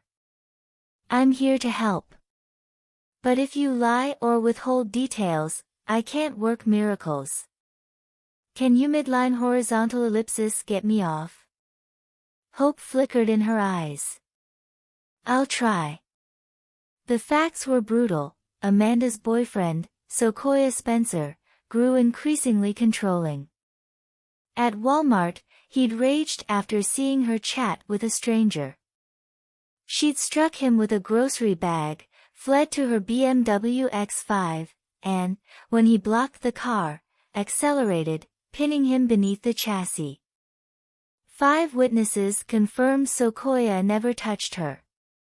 No self-defense argument. No plea deal offered. Without new evidence, Martin said grimly, "You'll get 15 years. No parole." Amanda crumpled. "But I'll fight to reduce it." He let the silence linger. It's a lawyer's tactic. Let clients stew in worst-case scenarios so any lesser outcome feels like victory. Jealousy and rage. 2 of the 7 deadly sins had doomed them both. Chapter 17, Sheldon Gets Fired. Martin stood by the floor-to-ceiling windows of his new office, hands in pockets, staring blankly at the Manhattan skyline. Rough morning. Rachel entered with Priya in tow, carrying an iced coffee. Thanks. Martin gulped the drink, the chill cutting through his frustration. Needed that. He turned to Priya, who gaped at the sleek space. Well? It's incredible. Her eyes sparkled. Billions in deals, midline horizontal ellipsis, every lawyer's dream. The shine wears off, Martin muttered. Rachel rolled her eyes. Third reminder. Stop acting like a jaded partner. You've been here a month. Martin tossed her a file, Amanda's murder case. Hit a wall. Thought a female perspective might help. Rachel squinted at his notes. Neuroendocrine dysregulation-induced behavioral dissociation in stress-induced females. She wheezed. What is this? My midline horizontal ellipsis roommates have PhD friends, Martin admitted sheepishly. Priya peeked and grimaced. Martin, maybe spend less time with them. This is midline horizontal ellipsis, not normal. Before he could retort, Rachel's phone chimed. She slid a box across his desk. Your new work phone. iPhone 2G. Martin lit up, swiping the primitive touchscreen with nostalgic glee. Order 26 more. Send 2 to each of my old study group, tell them this'll change the world. Past midnight, Martin returned to the apartment to find an unexpected guest, Mary Cooper, Sheldon's mother. Mary. He engulfed her in a bear hug, childhood memories flooding back, how she'd become his anchor after his traumatic rebirth into this world. Mary patted his back. Didn't want to bother you, sugar. But Sheldon midline horizontal ellipsis, Leonard cut in, new physics chair called Sheldon's research derivative. Sheldon retaliated by proving his life's work mathematically insignificant. Got fired. Penny added, we hoped Mary could talk sense into him. Martin face-bombed. Sheldon, even if he's wrong, insults aren't, he's a Philistine. Sheldon squawked. Mary raised a hand, Texas mom finality. You'll apologize tomorrow. Then we'll see about Harvard. As Sheldon sulked, Martin caught Mary's worried glance. Some battles even genius couldn't logic through. Chapter 18, Unexpected Gains. The next evening, Martin left work early, only to learn that Mary had returned to Texas at noon.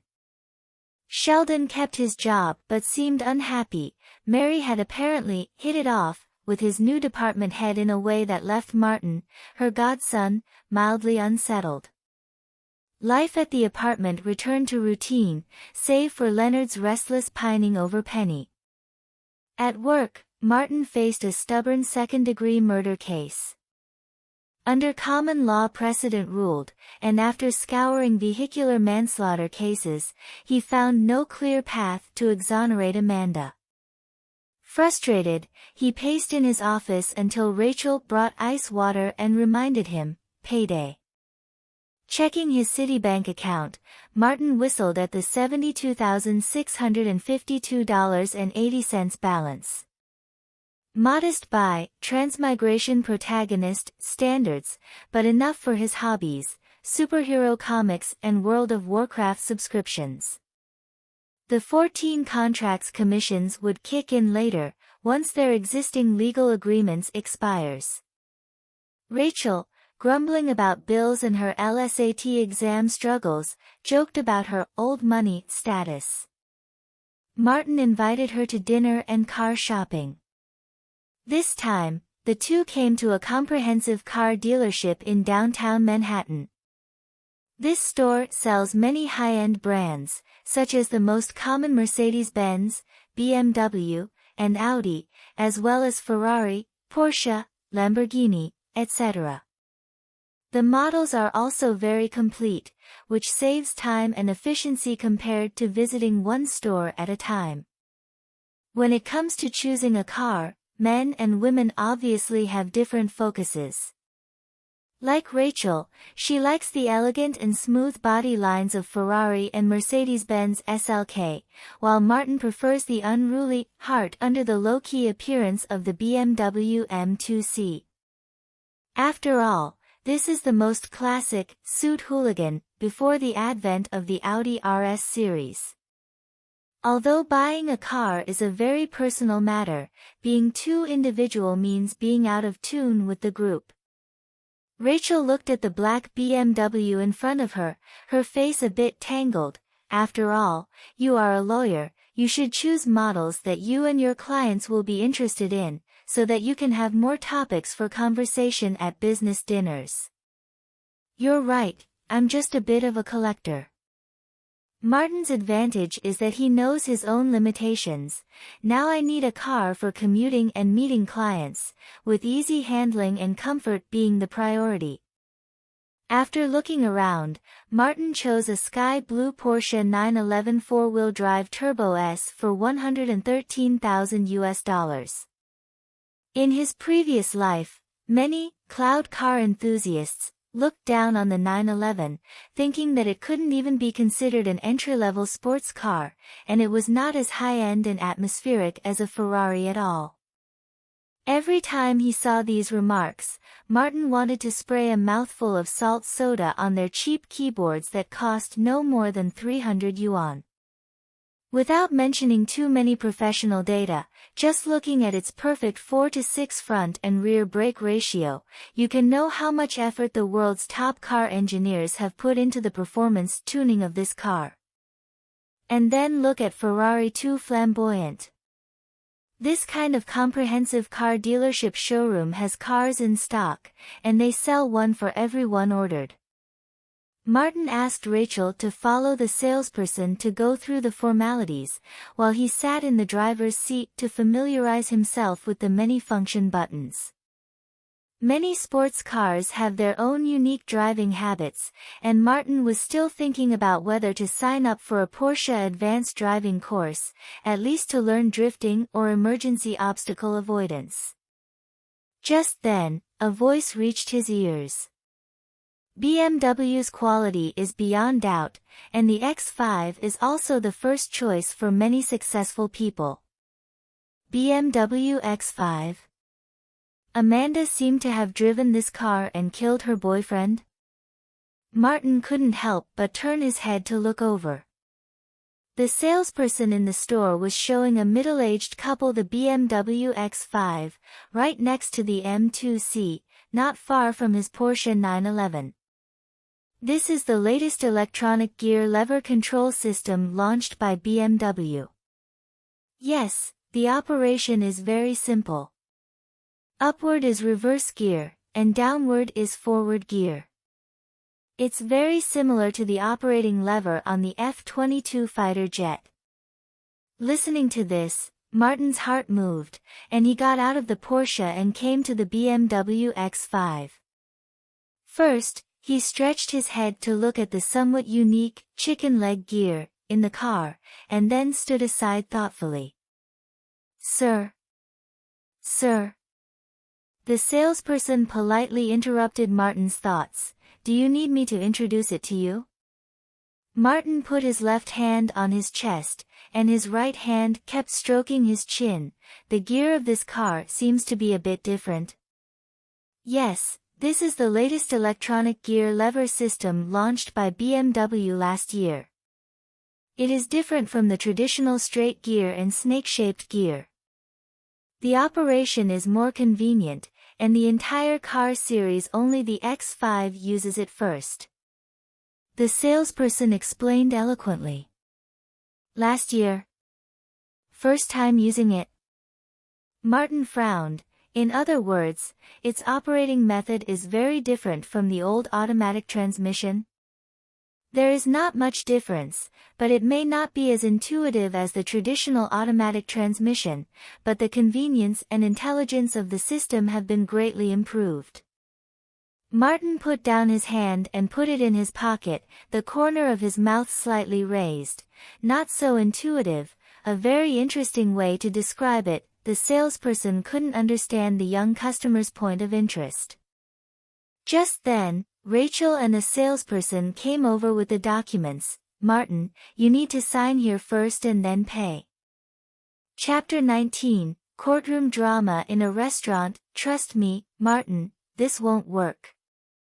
At Florence, an upscale Italian restaurant on the Upper East Side, Rachel leaned across the table, her voice low but urgent. Extorting corporations with scandals is for third-rate lawyers from diploma mills. You're a Harvard JSD at Pearson Hardman. We serve capital, not fight it. Jessica would never approve. Martin glanced up from his iPhone, his gaze drifting downward. Rachel's Prada blouse, unbuttoned just enough to reveal a tantalizing glimpse of cleavage, exuded a sophistication that screamed expensive seduction. Eyes up here, boss. Rachel straightened, her caramel complexion masking a blush. When did I say I'd take on BMW? Martin set his phone aside. Your hormonal imbalance defense? Rachel hissed. Combined with BMW's unstable electronic shifter. That's textbook extortion. BMW's system isn't unstable, Martin countered. The instability lies in human adaptation to new tech. Rachel's brow furrowed. Why do you always spin these midline horizontal ellipses philosophical word salads that somehow make sense? Call it repackaged jargon. Watch. He placed his BlackBerry and iPhone on the table. Picking up the BlackBerry, Martin typed blind, thumbs flying. Rachel's phone chimed. Dear Rachel, your mastery of neuroendocrine-induced behavioral dissociation proves your dedication. As your boss, I'll push Jessica for a raise so you can pay bills and afford dignity. 300 words. Flawless. Martin smirked. Now, the iPhone. He tapped its sleek screen, pulling up a 2021 calendar. No tactile feedback. Revolutionary, yet midline horizontal ellipsis disorienting. Like BMW's shifter. He leaned in. Traditional automatics shift back to reverse. BMW's X5. You push forward. Under stress, muscle memory overrides logic. Amanda drove traditional cars for 4 years. When panicking, she yanked the shifter back, instinctively expecting reverse. But in her X5, that meant drive. Rachel's eyes widened as the puzzle clicked. Prosecutors claim intent. But BMW's design ambiguity creates reasonable doubt. No premeditation, just tragic miscommunication between human and machine. Martin sipped his Chianti, triumphant. Ladies and gentlemen of the jury, midline horizontal ellipsis, not guilty. Rachel applauded softly. Bravo. If I were a juror, you'd have my vote. Their meals arrived, Martin's deconstructed lasagna layered with coastal greens. As he savored it, Rachel studied him, fork twirling linguine. Why are you midline horizontal ellipsis like this? She mused. One moment a comic book geek, the next a visionary. Tonight? A legal savant. Which one is real? Curiosity about men is step 1 to falling for them. Martin swirled his wine, eyes glinting. Careful, Rachel. You're playing with fire. She met his gaze.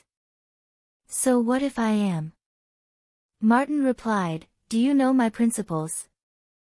No relationships, no sleeping with friends' sisters, no sleeping with colleagues or clients. Rachel's eyes turned sly. I told you, there are no secrets in a law firm. Martin put down his glass, smiling wryly. How much did Priya tell you about me? Rachel realized she'd just outed her informant and immediately buried herself in her food, refusing to answer any more of Martin's questions. As candlelight danced between them, Rachel's foot brushed his under the table. Rules are midline horizontal ellipsis flexible. Chapter 20, Leonard's secret. With a breakthrough in hand, the rest fell into place naturally. Rachel was tasked with gathering global news and materials on BMW's new electronic gearshift system for the X5. Priya buried herself in the archives, searching for all precedents where second-degree murder charges had been dismissed. Martin, through Leonard, enlisted a neuroscience PhD from Columbia University to help compile theoretical evidence on how emergency state behavior is governed more by muscle memory. 2 part-time psychology and sociology consultants also joined the team, their sole job being to screen out jurors with inherent biases against their client. As for Martin himself, he was busy calling to arrange perks for the team. Max, I need you. The voice on the other end remained as cheeky as ever. What's got you so thirsty at 2 p.m. with the sun still blazing? Let me guess, Caroline mentioned those Upper East Side naked parties, and you want me to back you up? You've got the right girl. I'm Kelly Brooklyn. Kelly Brook, a model and actress, had recently taken Europe and America by storm with her natural 36E figure and stunning looks. Max had taken to calling herself Kelly of Brooklyn, a play on the Americanized pun. Is it too late to book a hotel party? One with a pool and a 5-meter-wide bed? Martin chuckled into the phone. Listen, Max, I need your cupcakes to reward my hardworking colleagues. Sex gets me off physically, money gets me off mentally. Max's banter never strayed far from the topic. No problem. How many? 100, preferably assorted flavors. Martin did a quick mental calculation. I know it's a lot. Take a taxi, I'll cover the fare. Thank God Caroline didn't buy that vibrator last night, or I'd have missed this payday. As her friend, you should remind her I'm available anytime, free of charge . Hanging up, Martin headed back to the conference room but noticed Leonard acting strangely. While discussing academic points with the busy neuroscientist, Leonard kept stealing glances at Priya across the table, his eyes filled with nostalgia, longing, and a hint of lust. Priya, meanwhile, remained focused on her work, seemingly oblivious. Martin shook his head and opened the conference room door. Leonard, step out. We need to talk. Leonard awkwardly stood, glancing back at Priya one last time before shutting the door. I thought you volunteered to stay and help because you wanted to figure out why Dr. Hofstadter prefers your lawyer brother over you. Midline horizontal ellipsis. Dr. Hofstadter, Leonard's mother, was a renowned psychology PhD. Martin led him to a quiet corner. Can you rein in those thirsty eyes? This is where Priya and I work. Don't make this awkward, Leonard. Leonard fidgeted with his fingers. I'm sorry, Martin. I didn't mean to disrupt your work, Martin cut him off, amused. Out with it. I thought you were into Penny.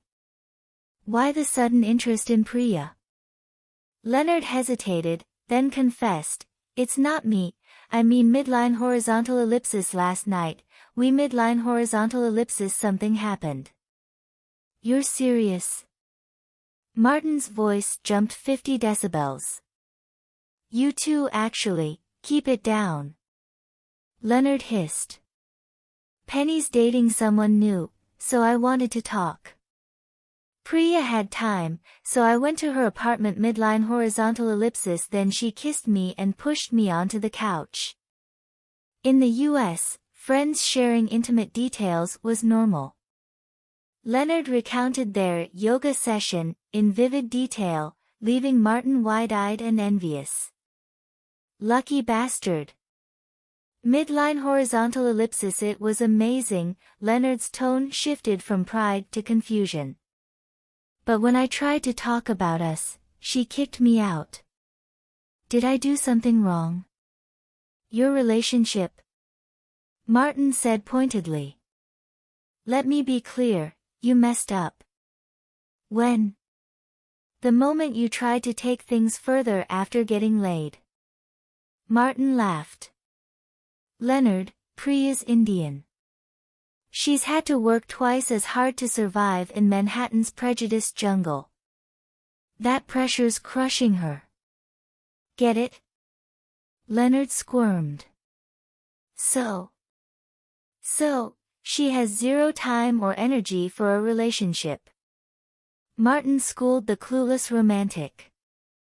Yes, you slept together, or rather, she slept with you. But that doesn't mean she wants commitment. She's just blowing off steam. Martin paused, his grin turning sly. And though this might sting midline horizontal ellipsis, congrats, Leonard. You're a human vibrator. The analogy deflated Leonard instantly. Martin pressed on, I'm shocked you brought up dating. Isn't that usually the girl's move? You're an animal, Martin. Leonard weakly retorted. What makes humans great is our complex emotional needs beyond mere physicality. Grow up, Martin declared. Love is just hormones and dopamine, no different from drug addiction. For the record, though Martin majored in history, he aced high school chemistry and biology. As Leonard scrambled for scientific counterarguments, Martin delivered the final blow. Face it, Leonard. The second you wanted stability, you lost a gorgeous, exotic, yoga-flexible fuck buddy. Whatever. Leonard waved dismissively. My fault for not considering her feelings. Martin slung an arm around his shoulder. Look on the bright side, at least you won't face Raj's wrath.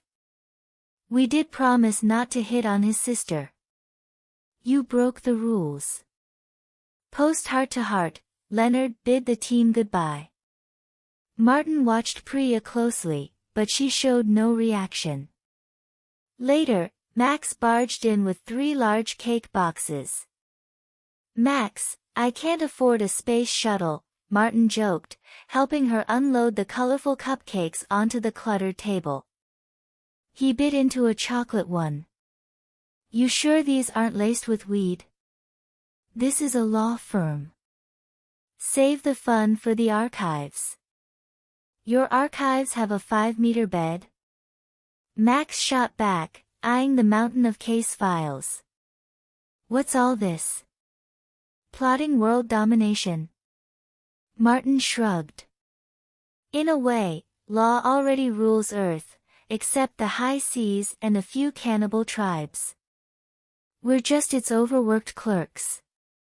Chapter 21, Plea Bargain. Afternoon coffee arrived, and Martin clapped his hands to let his colleagues take a break. There were only a few people here, so it was impossible to finish off 100 cupcakes. Martin let everyone pick a few flavors they liked, then put the rest on the counter in the office pantry for colleagues to help themselves. It was like earning goodwill. Each cupcake cost $4, so 100 would be $400. Adding the taxi fare and labor costs plus tips, Martin directly gave Max a $600 cash check. Actually, what Caroline said is right. If you're willing, these cupcakes could sell for $7 each in Manhattan. Ever since some jerk offered me $7 in middle school to give him a good time, I've been allergic to the number 7. Max always smiled when she said these things, making it hard to tell if she was being serious or not. Martin looked at her with some pity but didn't continue to persuade her further. Don't judge others' hardships, don't advise them to be kind. They were all adults, capable of taking responsibility for their own life choices. Too much advice would only make people annoyed. Max had to rush back to work at the restaurant, so she just visited Martin's new office before leaving. Before she left, she threw out a bold statement. Martin, when you have time, let me experience how fun it would be to roll around on your desk. Martin grimaced. I'll talk, come on if you dare. 2 weeks later, Martin returned to Island City Prison with a pile of documents and met Amanda, who looked even more haggard than before. Even if you're in hell, you should still take care of yourself. Martin frowned. After all, the end of the world hasn't come yet, has it? Amanda didn't speak, just shook her head blankly. Martin sighed and took a document out of his bag. Let's get down to business. Yesterday, under the witness of the presiding judge of the New York District Court, I negotiated the terms of the plea agreement with the prosecutor handling your case. Upon hearing this, Amanda suddenly raised her head angrily and glared at Martin. Plea? You said you were my lawyer, that you would help me. Don't get upset, it's good news. Martin placed the document in front of Amanda. The New York District Attorney decided to charge you with 5 counts, including vehicular manslaughter and reckless driving. If you sign the plea agreement, you will serve 31 months in Stony Prison. Amanda could hardly believe her ears. Mr. Scott, are you sure it's 31 months and not 31 years? Martin nodded. There were 5 eyewitnesses who saw you hit and kill Sokya with your car, so even if we go to trial, there's no way to plead not guilty. This is the shortest sentence I could negotiate for you. Also, if you behave well in prison, you can apply for parole within a year, and there shouldn't be any problems. Are you sure I'm not dreaming right now? For the first time, Amanda's eyes shone with hope. Martin tilted his head. Just sign this plea agreement in front of you, and this will become reality. Amanda lowered her head and stared blankly at the cover of the document. After a long while, she slowly lifted her thin hands to open it, reading each word carefully, afraid of missing any detail. Martin didn't rush her, idly staring at the upper left corner of the prison visiting room where a spider was diligently working. After an unknown amount of time, Amanda suddenly burst into tears, clutching the plea agreement.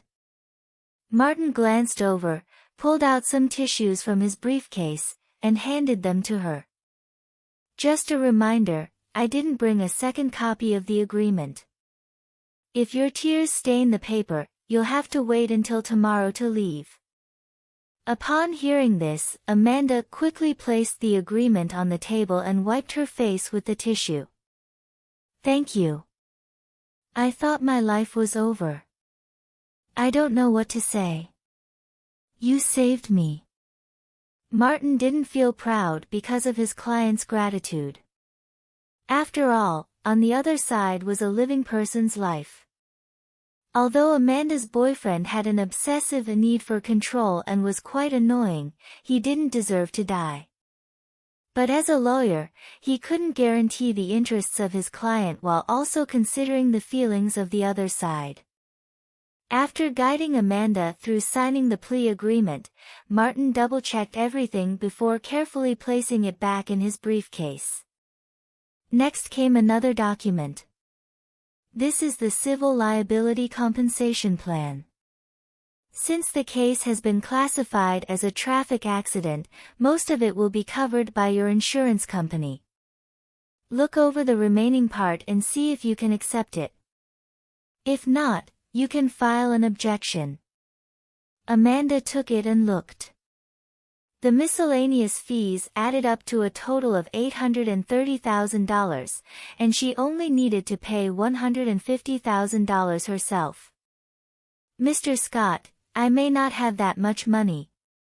Can I apply for a litigation loan?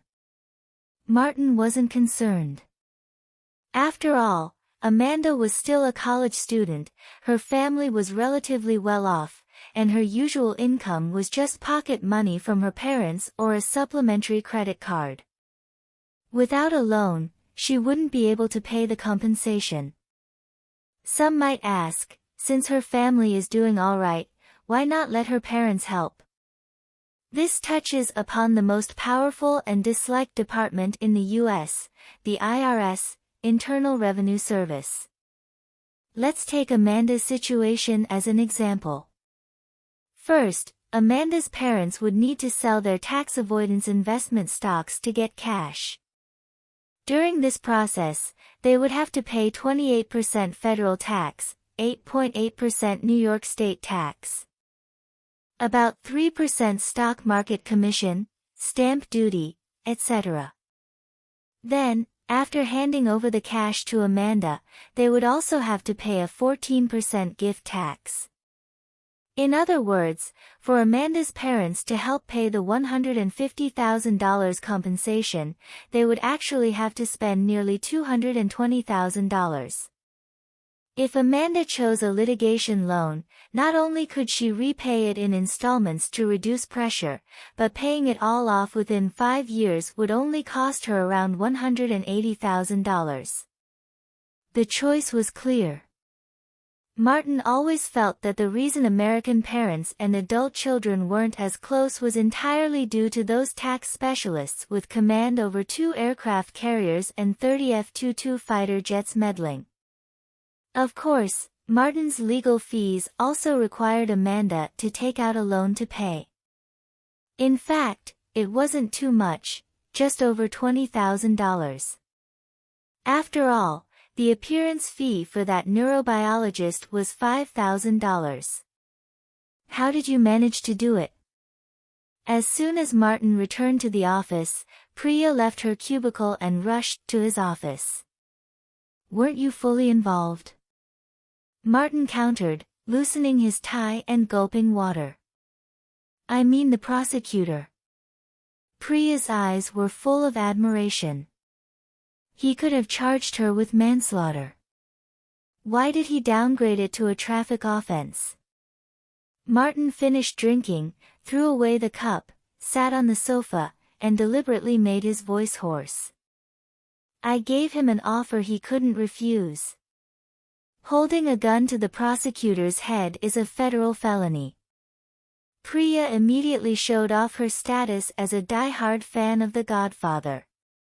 Martin instantly relaxed, slouching on the sofa like a lazy guy. Not with a gun, but with dignity. Dignity? Priya indicated she didn't understand at all. Oh well, she was her friend's younger sister after all. Think carefully. Who doesn't want this case exposed right now? You mean the prosecutor? Priya suddenly realized. We overturned the second-degree murder charge he previously set with evidence.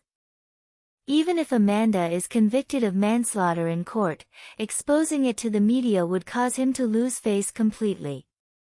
Half right, Martin replied noncommittally. Who else? Priya stood there deep in thought, then seemed to think of something and looked at Martin on the sofa with shock. BMW? Bingo! Martin snapped his fingers with a smile. But why? Isn't BMW's new system problem-free? Martin shook his head. Whether there's a problem or not isn't important. The key is that this system cost BMW hundreds of millions of euros and 5 years of development. It's the core system that will be standard equipment for all future models, and it's only been on the market for a year. How would they want our case exposed? Especially in New York, the economic and news center of North America. So you blackmailed them?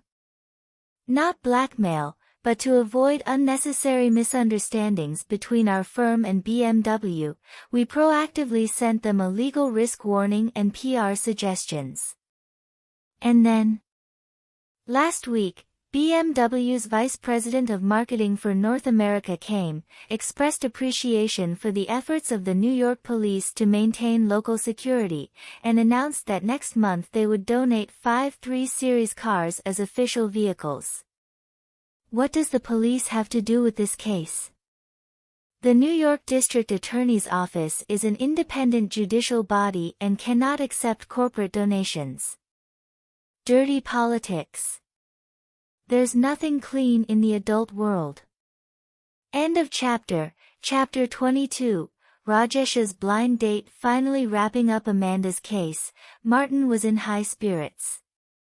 Even climbing the stairs back to his apartment felt like a joyful bounce. In his past life, he was just an assistant aspiring to be a lawyer, always envious of those who could pull strings behind major events. This life, he had finally achieved his dream. After just 1 month at the law firm, he had successfully handled a civil case and a criminal case, not to mention having so many promising big clients. He had firmly established himself in the legal profession, earning the right to sit alongside the world's elite. A good start is half the battle.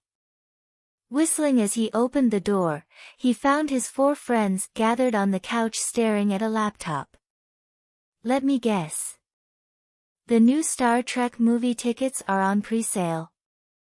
Curious, Martin walked over but saw 2 distinct middle-aged Indians on the screen. Dad, Mom, this is Martin Scott, the lawyer you've always wanted to meet. Rajesh quickly stood up and pushed Martin to sit directly in front of the computer, then leaned in to whisper in his ear, Martin, I need your help. My parents want me to go on a blind date. A blind date? Isn't that a good thing? Before Martin could ask for details, the 2 Indians on the screen were already enthusiastically greeting him.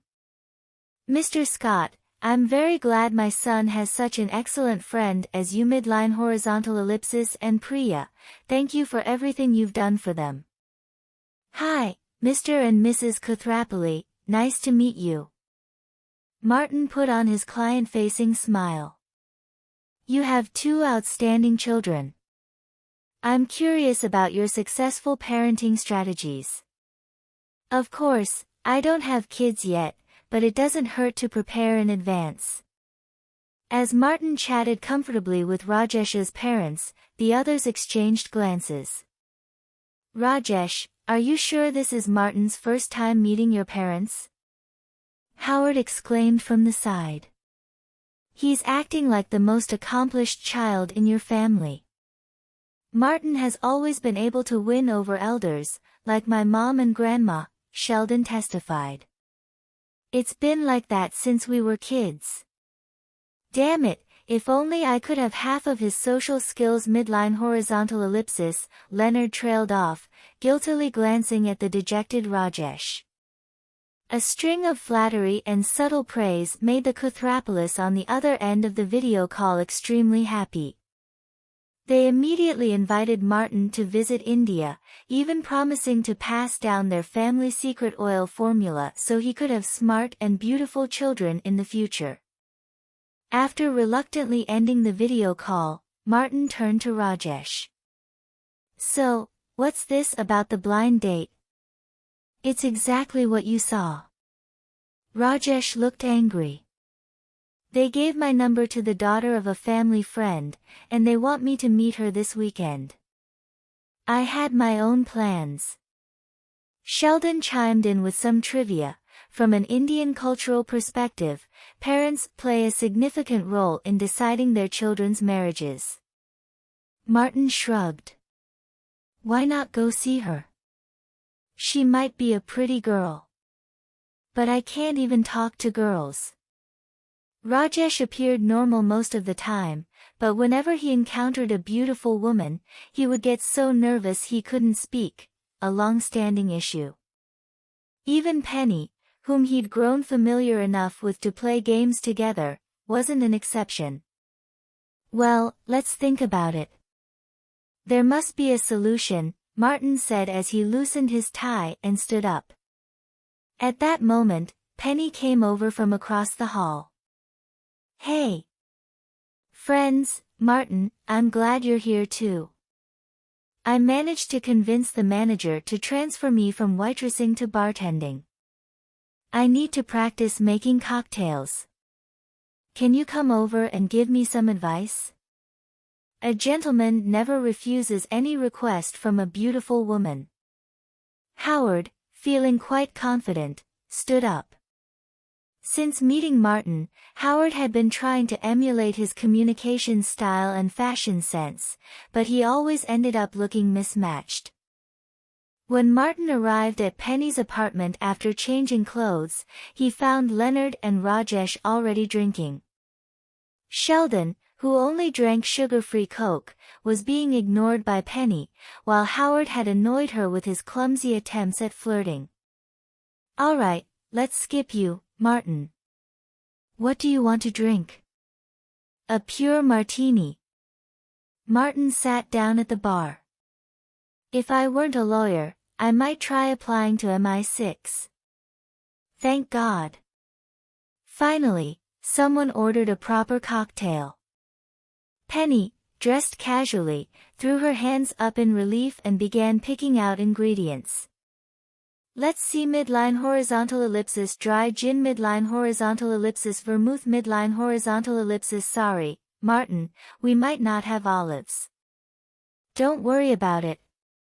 Your beauty is sweeter than any olive. Martin said with a raised eyebrow. Penny beamed at the compliment. Martin, your mouth is always so sweet. Wanna taste? I just had a mint before coming over. The two shared a light, friendly peck on the lips. It was just a normal, platonic gesture, but it left the others wide-eyed. This isn't fair. Howard complained. What did Martin say that was different from what I said earlier? Hey, Howard, no girl will be flattered by your admiration of their chest, okay? Penny mocked as she continued mixing drinks. Martin tilted his head and shrugged helplessly. What should I do? Rajesh interjected, holding a green cocktail. The blind date is this weekend, and I don't even know what she looks like. Penny handed Martin his perfectly mixed martini. Rajesh, why don't you set the date at the restaurant where I work? I can help you out. That sounds like a good idea. Rajesh, who seemed a bit tipsy, sighed. You know, I can't even talk to girls normally. She'll probably think I'm an idiot and blame my parents. The others exchanged glances, finding the situation hard to believe. Penny cautiously probed, but aren't you talking to me right now? Yeah, I'm talking to you, Rajesh said gloomily. I can already foresee how tough this weekend will be. Everyone stared at Rajesh. Rajesh finally realized what was happening. Wait, midline horizontal ellipsis, I'm actually chatting with you. Oh, Lord Shiva. After some discussion, everyone credited the green cocktail for Rajesh's newfound ability to talk to women. This is magic potion. Rajesh held the cocktail as if it were a precious gem. I can finally date normally. Martin frowned and leaned toward Penny. Honestly, I don't think this is a good idea. There's no other option, is there? Penny shrugged carelessly. Don't worry, I'll take care of him. Or midline horizontal ellipsis, maybe I should tag along. Martin didn't want to disrupt the plot too much but also didn't want to miss out on the fun of watching. Do you really think Rajesh will have a chance to meet girls if you're standing next to him? Penny looked Martin up and down, who still looked handsome even in casual clothes. I'll take that as a compliment. Martin raised an eyebrow, slightly regretful. On the weekend, while Martin stayed in the apartment soaking up the sun and reading a novel, the others went out to support Rajesh's blind date. But by evening, they returned, heads hanging low. Martin didn't expect much from the date, but he certainly didn't anticipate that Sheldon would be the one to ruin it. He said her eyes were like stars in the sky, her delicate skin like the flowing Ganges midline horizontal ellipsis leading monkeys to successfully rebel against human oppression. Wait! Martin interrupted Rajesh's rant, confused. Monkeys? What's going on? Princess Pandara. An ecstatic Sheldon jumped in. Can you believe it? Rajesh's blind date was like Princess Pandara from the Indian myths we watched as kids, remember? The point isn't the princess, it's why you were flirting with Rajesh's blind date. Leonard sighed hopelessly.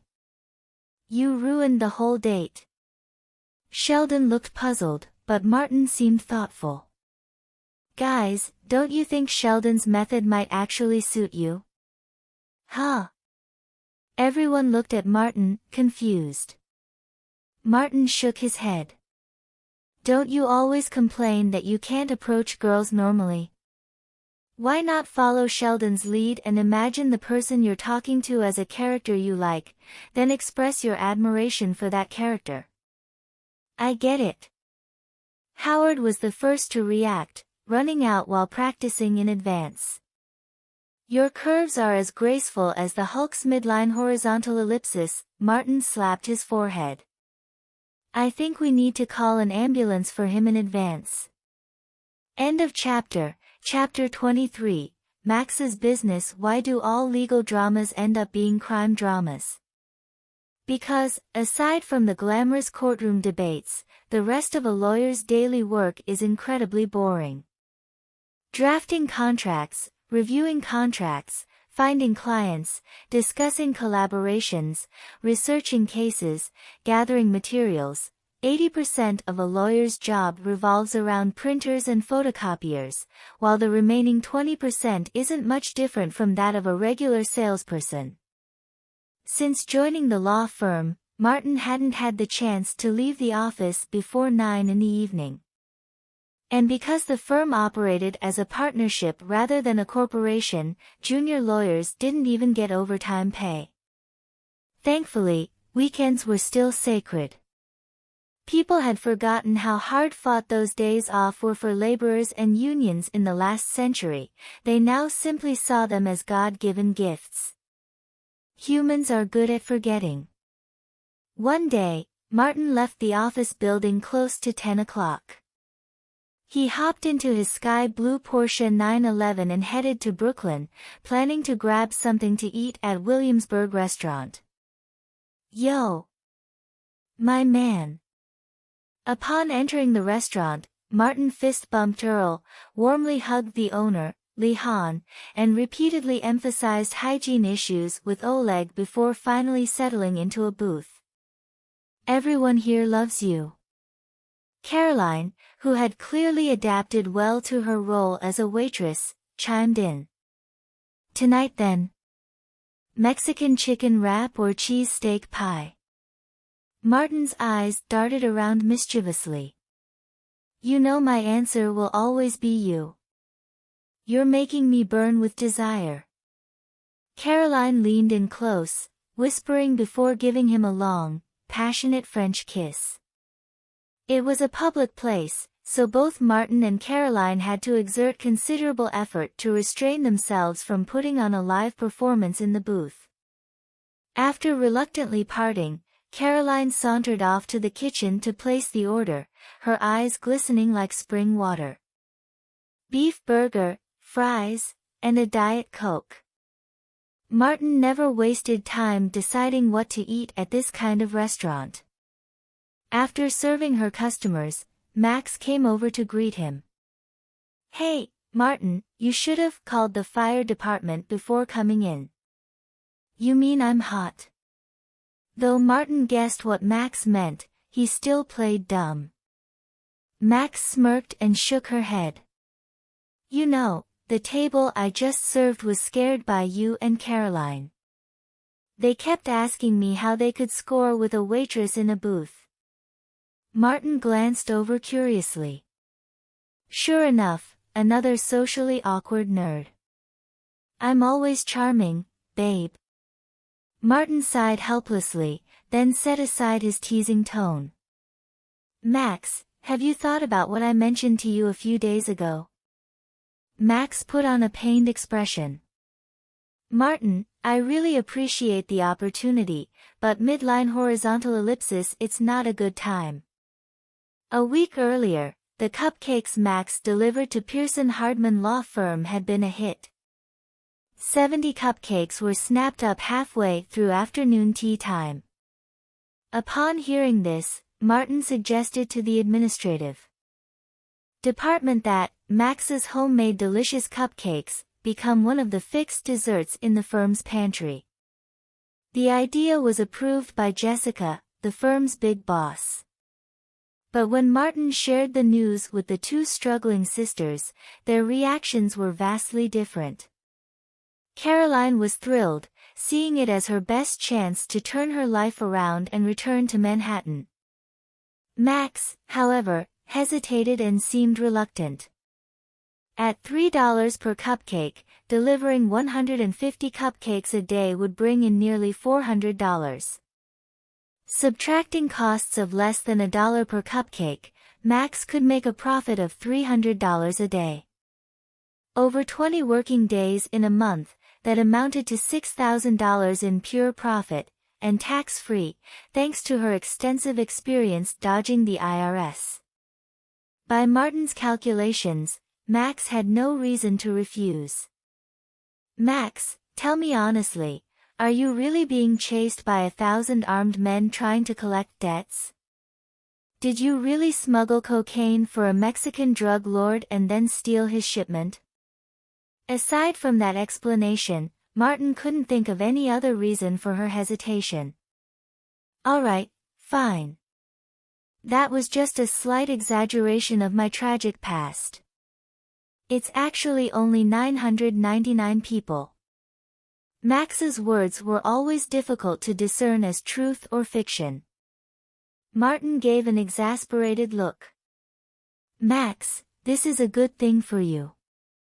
At least you can pay off your bank loans. I don't know what to say, Martin, Max finally said more seriously. You know, this will ruin my life. It'll rebuild your life, Martin corrected. Given how things are for you now, I don't see how your life could get much worse. Listen, Martin. Right now, I have a job as a waitress, and I can sell cupcakes here. That's enough for me. I'm really grateful for your help, but if I agree, I'd need to wake up at 7 every weekday to deliver 150 cupcakes, even during volcanic eruptions or earthquakes, or when I'm burning with desire, all because of that damn contract. Martin's professional instincts quickly helped him understand Max's concerns. Her parents had divorced when she was young, and she grew up wandering with a mother who was far from qualified. This made her yearn for a stable and free life. A waitress job at a small Brooklyn restaurant, a side business selling cupcakes for extra cash, and a shabby apartment illegally sublet for $300, this was her entire world, and she was content with it. This sudden business opportunity felt like a pie falling from the sky, and Max instinctively resisted it. She feared the contract would destroy the stability she had worked so hard to achieve, leaving her with nothing in the end. Though Martin understood Max's reasoning, he didn't necessarily agree with it. Max, over the past 2 months, I've woken up in your apartment bed 3 times, with Caroline, completely naked, next to me. Americans always like to ramble before getting to the point. I've figured out your schedule.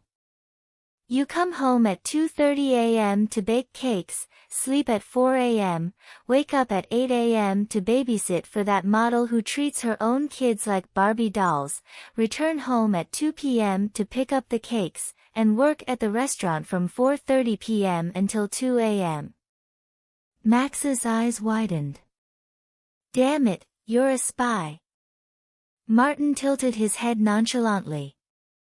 If you sign this supply contract, all you need to do is bake an extra 150 cakes each night and wake up an hour earlier to deliver them to the firm.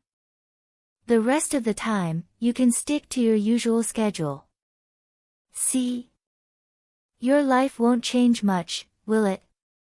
And don't forget, you'll earn an extra $6,000 a month, tax-free if you choose.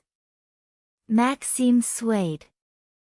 Even when her booth customers called for her, she just turned her head and shouted, "Shut up, assholes. I'm negotiating a big deal here." Seeing the commotion, Caroline knew Martin and Max were discussing her chance to turn her life around. She stepped in to take over Max's duties. Martin paused, deciding to strike while the iron was hot. Max, do you know how I got my clients? At first, we were just friends.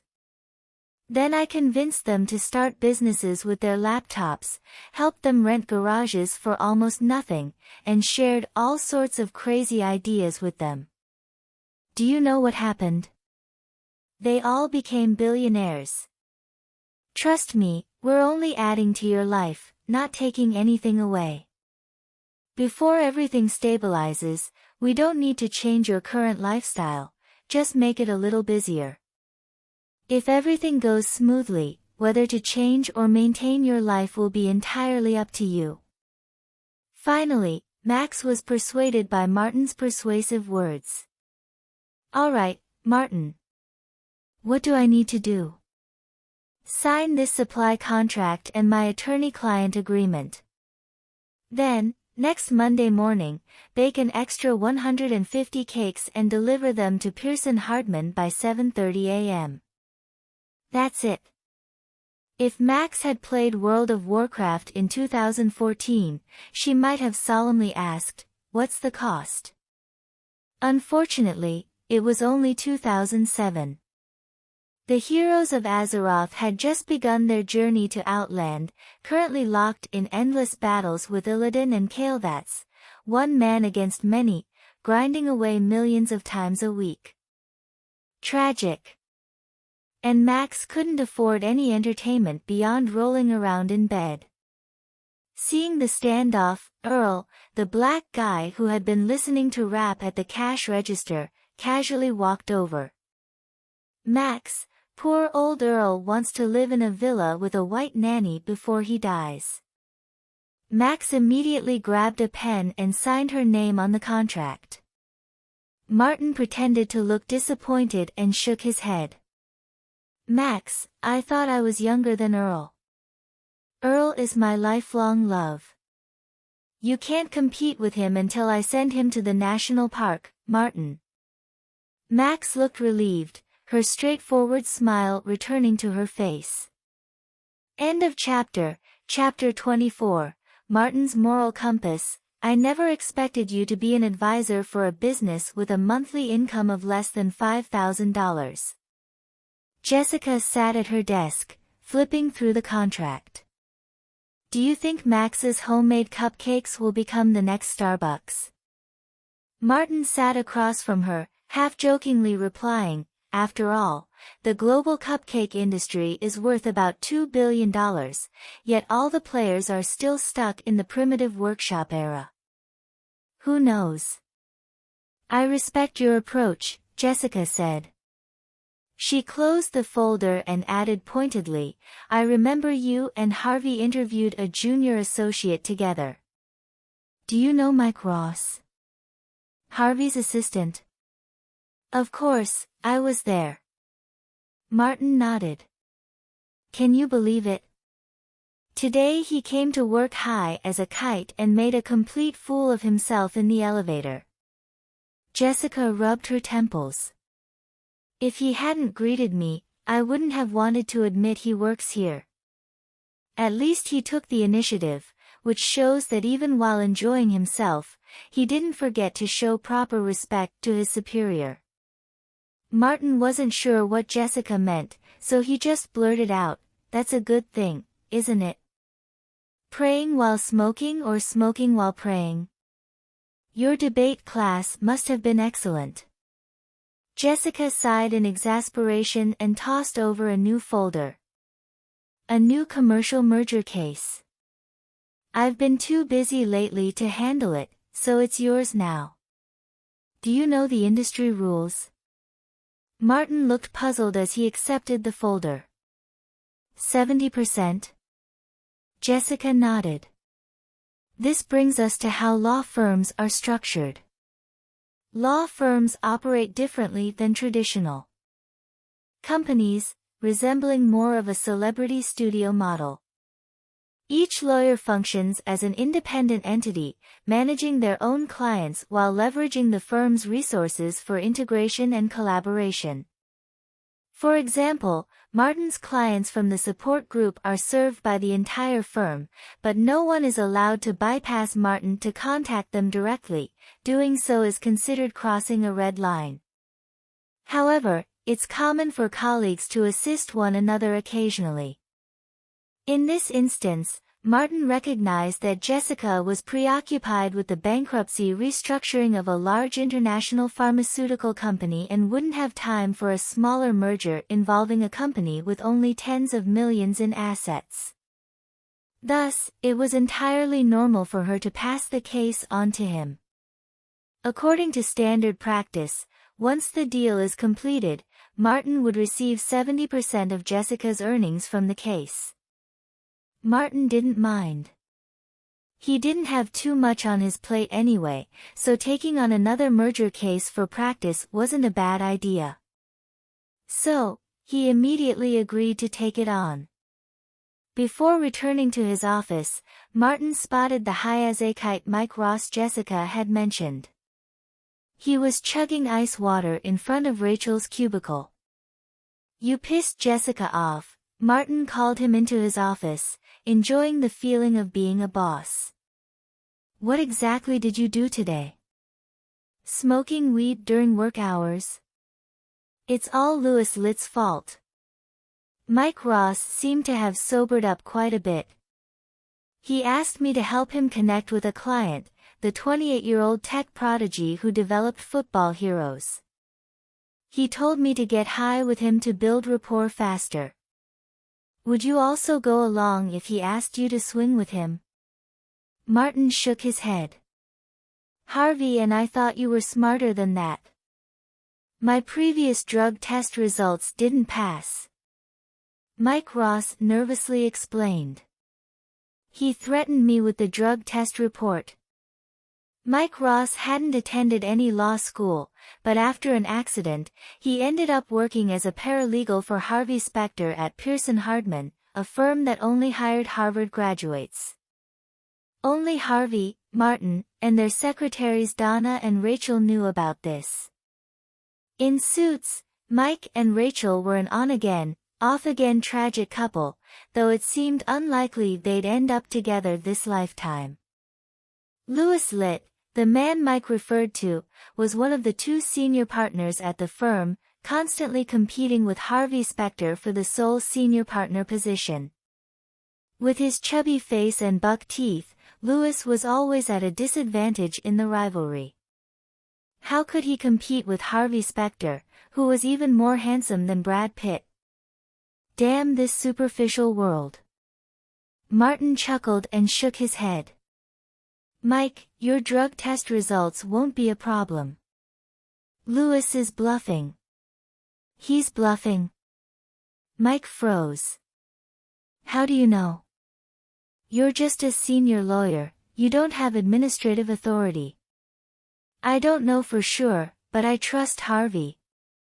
Martin said firmly. He risked losing his promotion eligibility to bring you into the firm. If you really listened to him and stayed away from drugs, your drug test results will definitely pass. Seeing Mike's incredulous expression, Martin smiled and shook his head.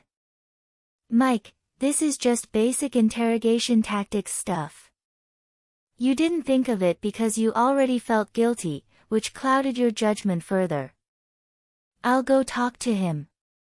Mike was only 20, full of youthful arrogance, and immediately stood up to leave, but Martin stopped him. What if Louis asks you to take another drug test right now? Don't forget you got high just this afternoon.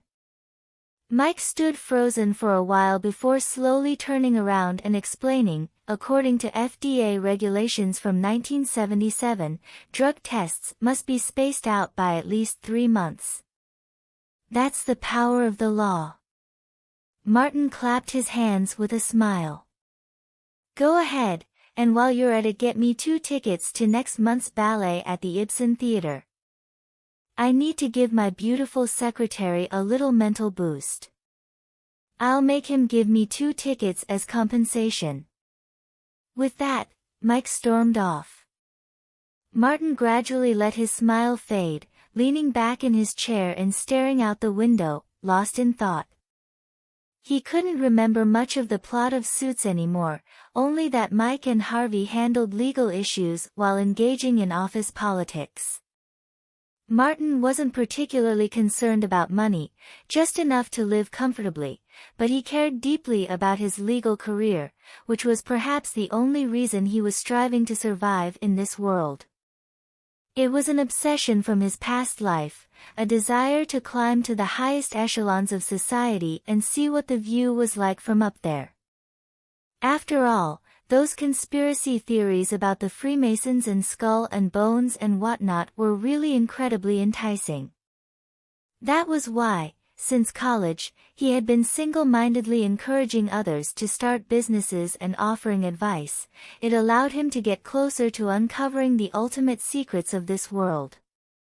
He really wanted to know if government really had any NHI crafts or not. Now that the plot of Suits was unfolding, Martin was worried that the infighting among the firm's top bosses might affect his plans. Jessica, Harvey, Louis, and even Hardman, who hadn't appeared yet but was spending his final days with his wife at home. Emotionally, Martin wanted to help Harvey and Jessica secure control of the firm. After all, Hardman's methods were too dirty, and aside from having a beautiful granddaughter, he was pretty much useless. But doing so wouldn't align with his personal style. Since his rebirth, Martin had tried to remain upright, acting openly and honestly, ensuring no one could judge him from a moral or legal standpoint. With tried being the operative word. Once entangled in the firm's internal power struggles, Martin might be forced to do things that went against his principles in pursuit of victory and power. While the mainstream belief was that the winner takes all, Martin, having lived another life, believed that one should stick to their principles. Otherwise, they'd be destroyed by inner guilt and societal pressures. Take Mike Ross, for example. He got caught taking an exam for a friend and would never be able to attend Harvard Law School, even though he was far more capable than most students there. Mistakes come with consequences. From the very beginning, Martin had ensured he wouldn't fall into such a predicament. On the eve of his 16th birthday, before starting university, even when Sheldon's hormonal teen twin sister had stripped naked in front of him, he still hadn't given in. Martin was proud of this so much that later he even called Sheldon, who was a visiting scholar in Europe, to boast about his high moral standards. But Sheldon's response made him feel like he might have missed out on a once-upon-a-lifetime thing. Given Missy's brain, which can't even solve a simple linear equation, I think making you my de facto brother-in-law wouldn't be such a bad idea. My parents, grandmother, and brother all like you. Plus, it would prevent her from ending up as a supermarket cashier after high school. End of chapter. Chapter 25. Sheldon lies. Martin Scott never would have expected that in the afternoon, he would be contemplating the high cost of people's mistakes at the office, only to face such a dilemma himself that very evening. As Martin parked his Porsche in a street-side spot beneath his apartment building, he just happened to see Penny, clad in dancewear and drenched in sweat, jogging back. "Hey, Penny," Martin called out, then looked her up and down. "What kind of guy lacks class so much that he doesn't even give you time to shower afterward? Just dance practice." Penny panted, clenching her fists. Martin locked his car door and walked into the building with Penny. After retrieving a stack of bills and flyers from the mailbox, they climbed the stairs together. "My mailbox is always filled with bank loan ads and second-hand store discount flyers." Seeing the pile of luxury boutique advertisements in Martin's hands, Penny couldn't help but mock herself. "You're still young, Penny. Who knows when fortune might strike? Especially for someone as beautiful as you, dedicated to your acting career." Martin tried to comfort her, but Penny interrupted him. "Martin, I'm a year older than you. Okay. Your life is over." After some playful banter, Penny finally asked the question that had been weighing on her mind for a long time. "Martin, why do you choose to live in this apartment? There isn't even a working elevator." Martin continued climbing the stairs and countered with another question. "Do you know why women in Rio de Janeiro have such great figures? Because instead of standing there screaming during a robbery, they pull out a gun and challenge the robber to a shootout." Brazil's crime rate was a laughingstock among civilized nations worldwide, even in the US, where gun violence was frequent. Martin chuckled and shook his head. Rio de Janeiro has extreme differences in elevation. A single street can have an altitude difference of over 100 meters. People there walk like they're on a treadmill all the time, so naturally, their bodies become curvy.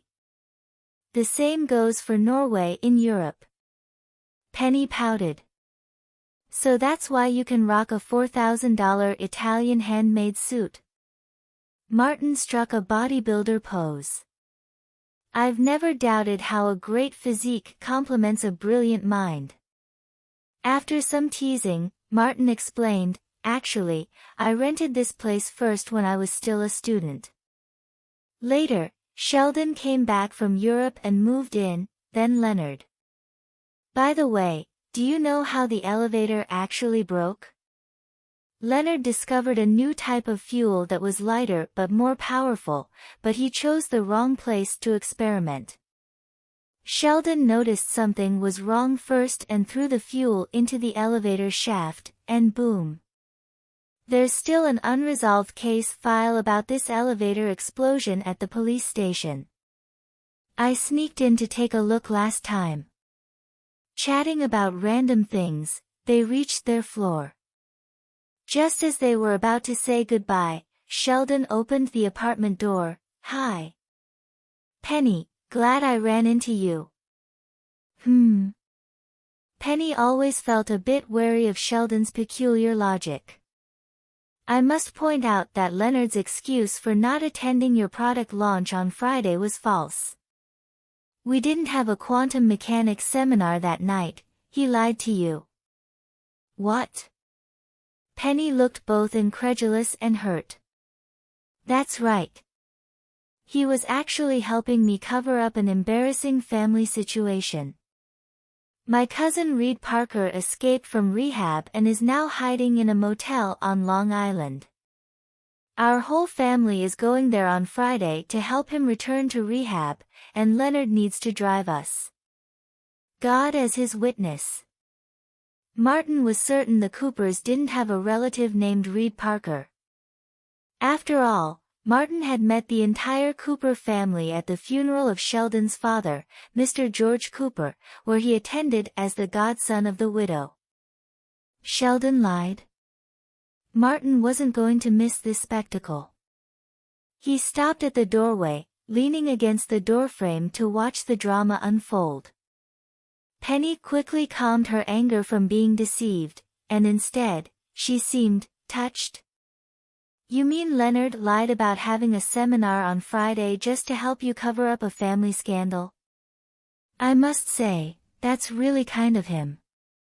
Sheldon grew nervous and could only emit an ambiguous snort. Penny turned to Martin across the hall. Martin, are you going too? Martin hadn't expected this to involve him. Though unprepared, seeing Sheldon wink at him, he quickly found a plausible excuse. Well, you know, it's a Cooper family matter. Although I'm Mary's godson, it's not appropriate for me to get involved. Sheldon didn't tell me either. Thanks to his rebirth and law school training, his quick thinking saved him. After exchanging goodnights, Martin pulled Sheldon into the apartment and closed the door, asking curiously, "What trouble have you gotten yourselves into now?" Just then, Leonard emerged from his room wearing a red bathrobe. Martin. You're back. It's all his fault. Sheldon pointed at Leonard, accusingly. He didn't want to attend your product launch on Friday, so he made up a clumsy excuse about a physics seminar. I just stepped in to make the lie more elaborate and believable. Wait. Leonard looked panicked. What did you do?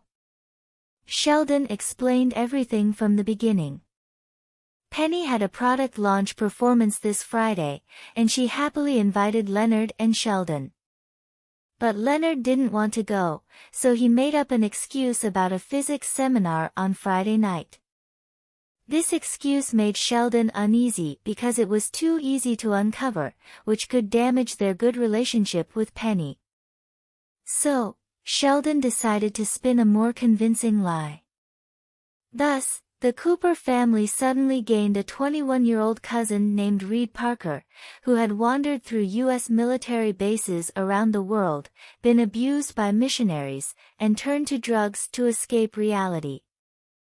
To make the story more credible, Sheldon even created a Facebook profile for Reed Parker, complete with photos and melodramatic posts about the darkness of the world.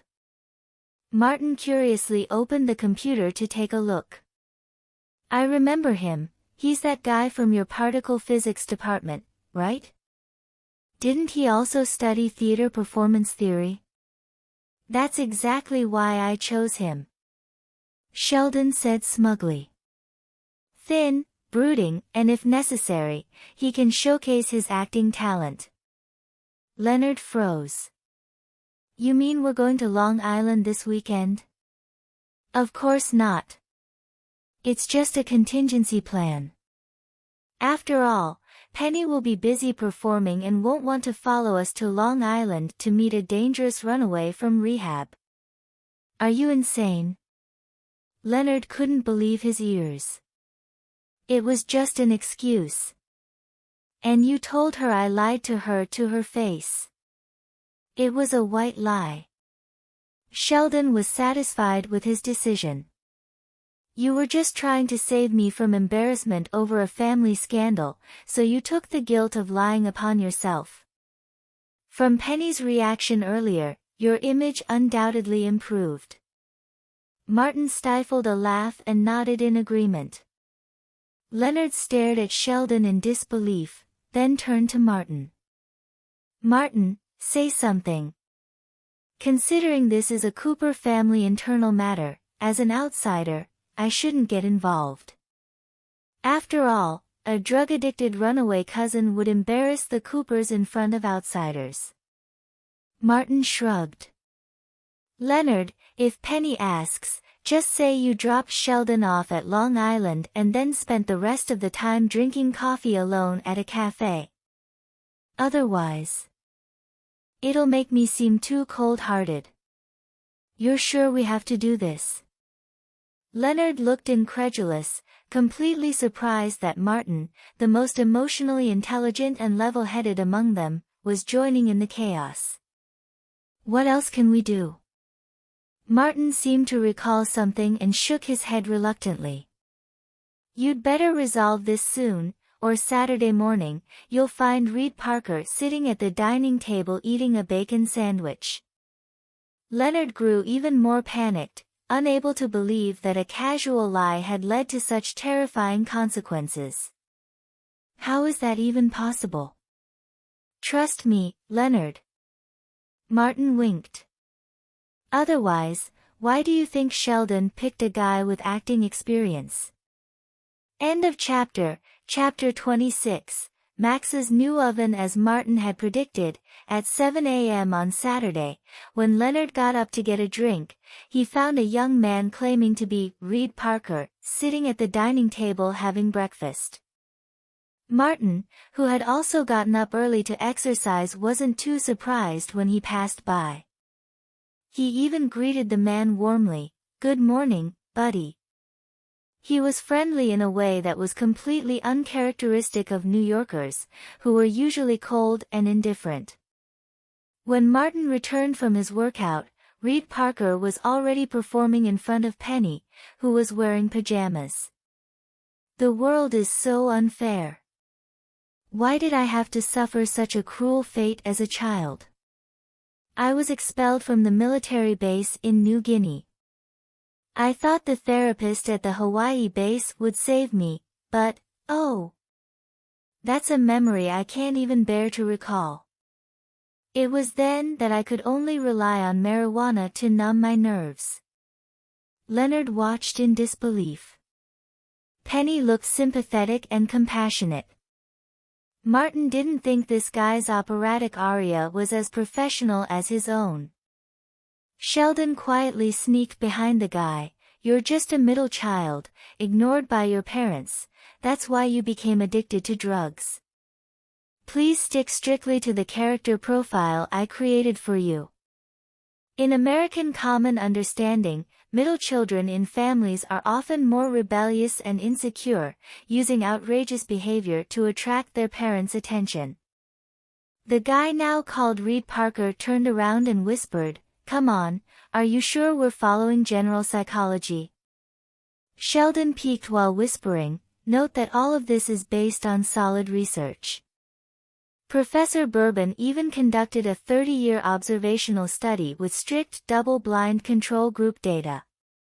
After some whispered back and forth, Reed Parker quickly turned around, shrinking into a small figure. "I know running away from rehab disappointed you, but I really couldn't stand the cold wooden beds and prison-like windows there."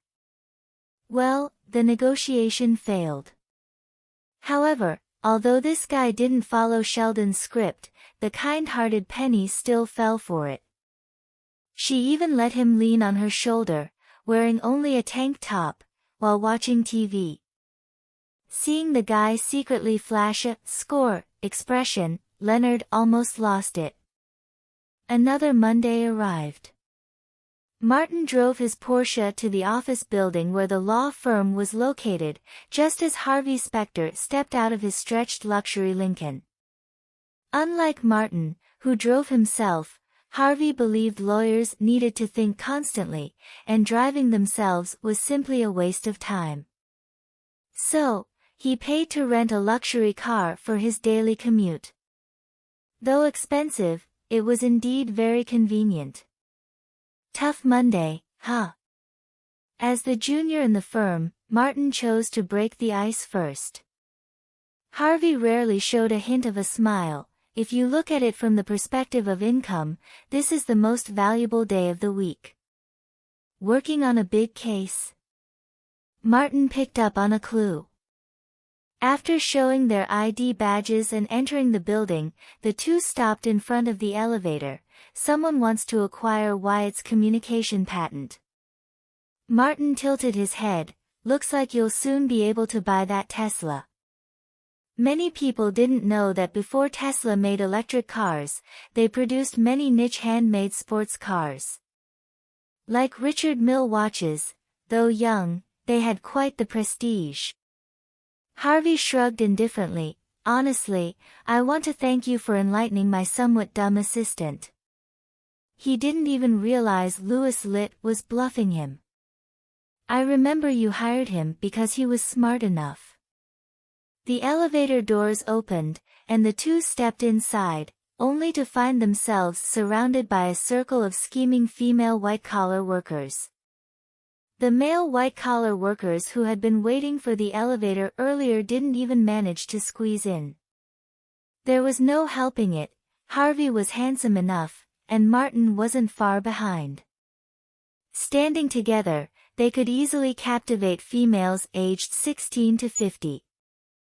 16 and under didn't count, they were minors, which would be illegal. The two exchanged glances and couldn't help but smile awkwardly. On the 18th floor, Martin and Harvey parted ways, heading to their respective offices. However, halfway there, Martin bumped into Max Black, who was delivering cakes. "Hey!" Martin was pleasantly surprised. "I must say, I'm glad to see you here. 150 cakes are already set up in the pantry." Max was cheerful. "You're the first man who's made me reduce my sleep time without getting into bed." "My pleasure." Martin looked around.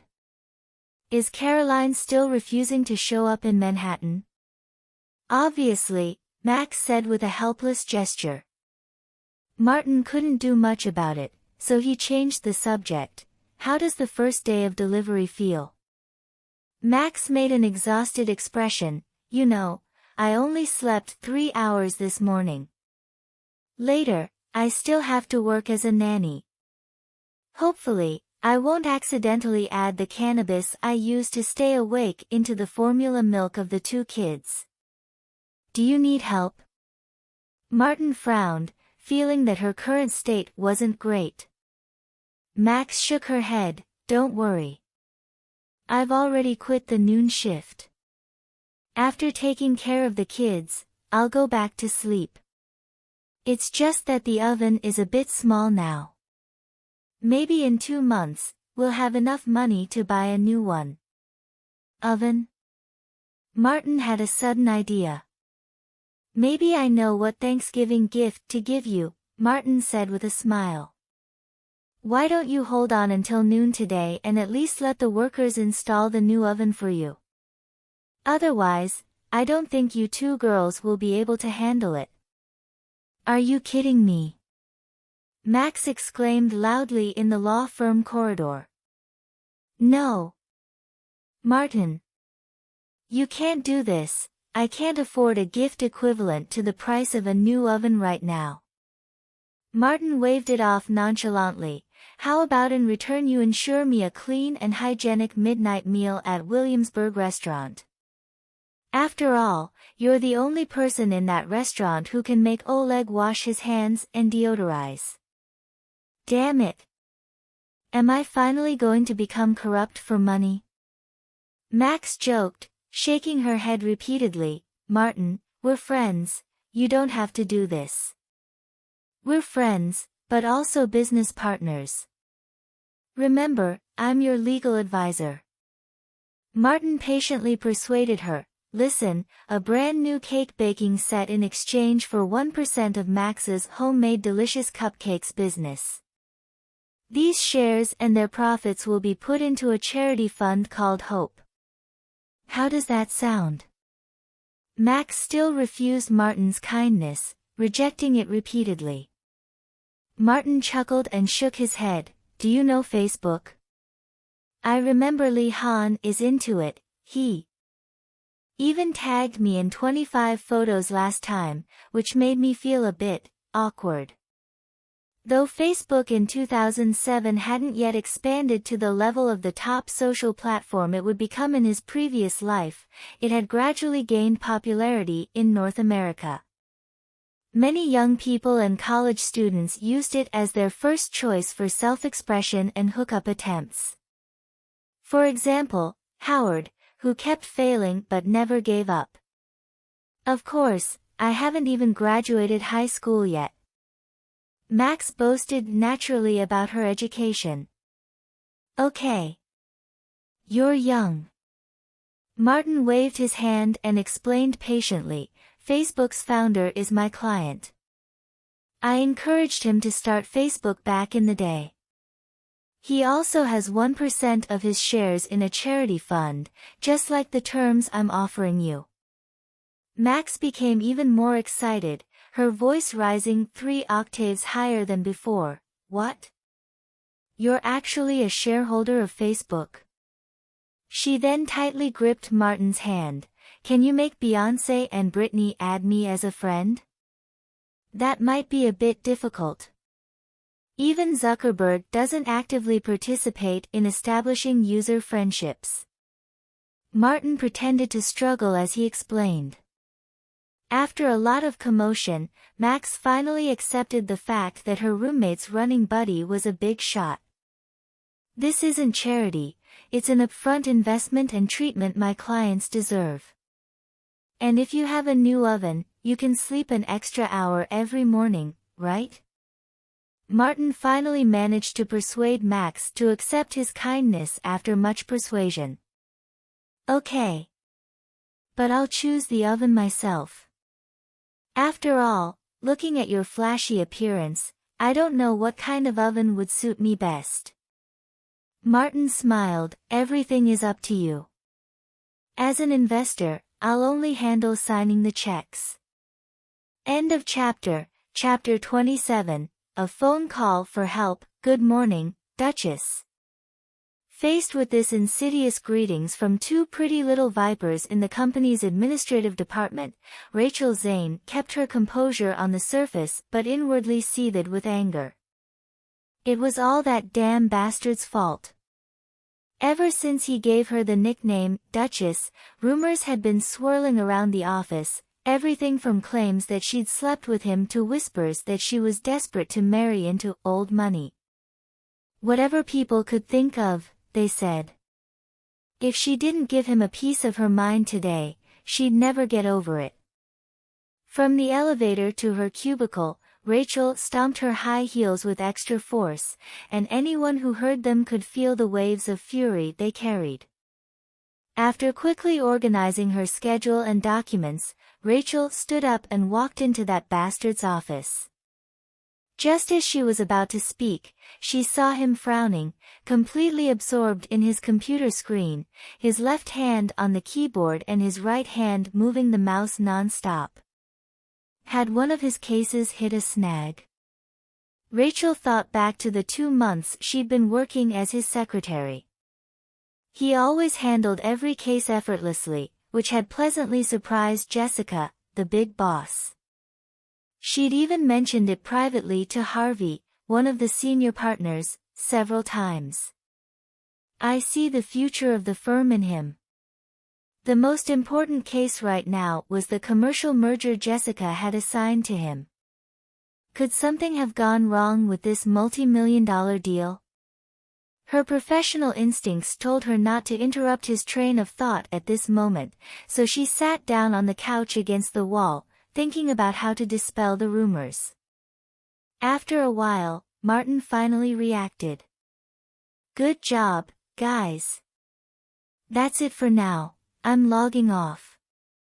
I still have work to do. Rachel frowned, sensing something was off. She immediately got up and walked over to Martin, glancing at his computer screen and discovering it was a World of Warcraft game interface. How dare you play games on the company's computer? Rachel's face turned red with anger. And on a Monday to boot. Don't you know all the company computers are monitored? Even opening a porn site leaves a record. Relax. I promised Sheldon and the others we'd raid the Black Temple today. I can't break my promise.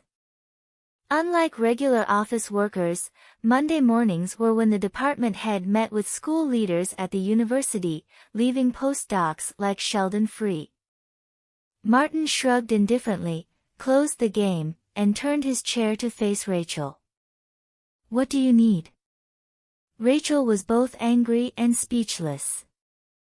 It took her a while to calm down enough to abandon the idea of punching him. She walked over to the chair behind the desk, sat down, opened her planner, and placed it upside down in front of Martin. At 10 a.m. Today, the client from Jessica's merger case will be coming to the company. You need to discuss the next steps with him. The timing is uncertain, so I've reserved your afternoon for this. Anything else? From now on, I don't want you to call me Duchess anymore, or I'll sue you. Though I doubt you'd win that lawsuit. Fine, since I care about my subordinates, don't worry, it won't happen again. Seeing Martin's casual attitude, Rachel couldn't hold back any longer. She slammed her right hand on the desk. Martin, I'm your secretary, not your pet. I deserve respect. Okay. Martin frowned, stood up, and walked over to sit on the desk next to Rachel. Tell me. What? Rachel asked irritably. Martin smiled. You've been my secretary for 2 months now. How does it feel? At work, you're a genius. You make all clients overlook the fact that you're only 25 and willingly sign legal contracts with you. At this, Rachel rolled her eyes. Honestly, I sometimes wonder if what you drink with those clients isn't alcohol but love potions brewed by dark wizards in Nocturne Alley. Correct answer. 10 points to Ravenclaw. Martin laughed and clapped his hands. This interruption diffused much of Rachel's anger. Why Ravenclaw? Martin deliberately glanced at Rachel's face, then stepped back to look at her whole figure. Shaking his head, he said, only Ravenclaw could produce a witch as smart and beautiful as you. Women are women after all. Even though the compliment came from an undeniable jerk, it still made her feel good. All right, I've received your evaluation as a colleague. What about as a friend? Martin smiled and casually followed up. Well? Rachel was about to say, "You're a jerk," when the phone on the desk rang. Following American habits of respecting personal privacy, Rachel reflexively prepared to leave, but Martin's large hand pressed her back into the chair. "I told you, I have no secrets from you. Understand?" Martin picked up the phone, glanced at it, and pressed the answer button. "Mark? I was just talking about you with a friend before work. Midline horizontal ellipsis. Aren't you supposed to be so busy you measure bathroom breaks in seconds? How do you have time to call me? Brother. I need you." The voice on the other end was loud enough for Rachel to hear. Martin frowned, sat back at the desk, and opened his browser. "What happened to you?" "I fired those Yale bitches. I need you to take over." "What the F?" Martin held back for a moment, then finally cursed. "I'm just a rookie who graduated recently, and you want me to handle $1 billion financing? Are you insane? Is your board just there to act as a piss pot? $1 billion? Rachel, sitting across from him, perked up her ears. After a while, Martin finally calmed down. He placed the phone on the desk, turned on the speaker, and went back to searching on the computer, letting the man's voice echo throughout the office. "Those Yale bitches only know how to grovel and kiss up to some part of big companies. After 10 days of negotiation, they told me this was the best offer. Those Seattle dogs only valued us at $10 billion. It's robbery, a gun to the head armed robbery." Though the words were crude, Rachel's sharp professional instincts helped her pick out the key points. Yale, Facebook, Seattle's big companies, $10 billion, negotiations, midline horizontal ellipsis. Rachel immediately pulled out her phone to search online. "Listen, bro, I need you. I need you to bring Harvard's crew back to help me. I trust no one else but you, understand? Don't worry about the board. I told them you could negotiate our valuation up to $15 billion, and they unanimously approved it without hesitation. No one can stop me. No one. Rest assured, I know what you're worried about. Una and Sophia are filming a reality show with the TV station. Fiona's still in LA, but I can have Priscilla take her to Miami for a few days' rest.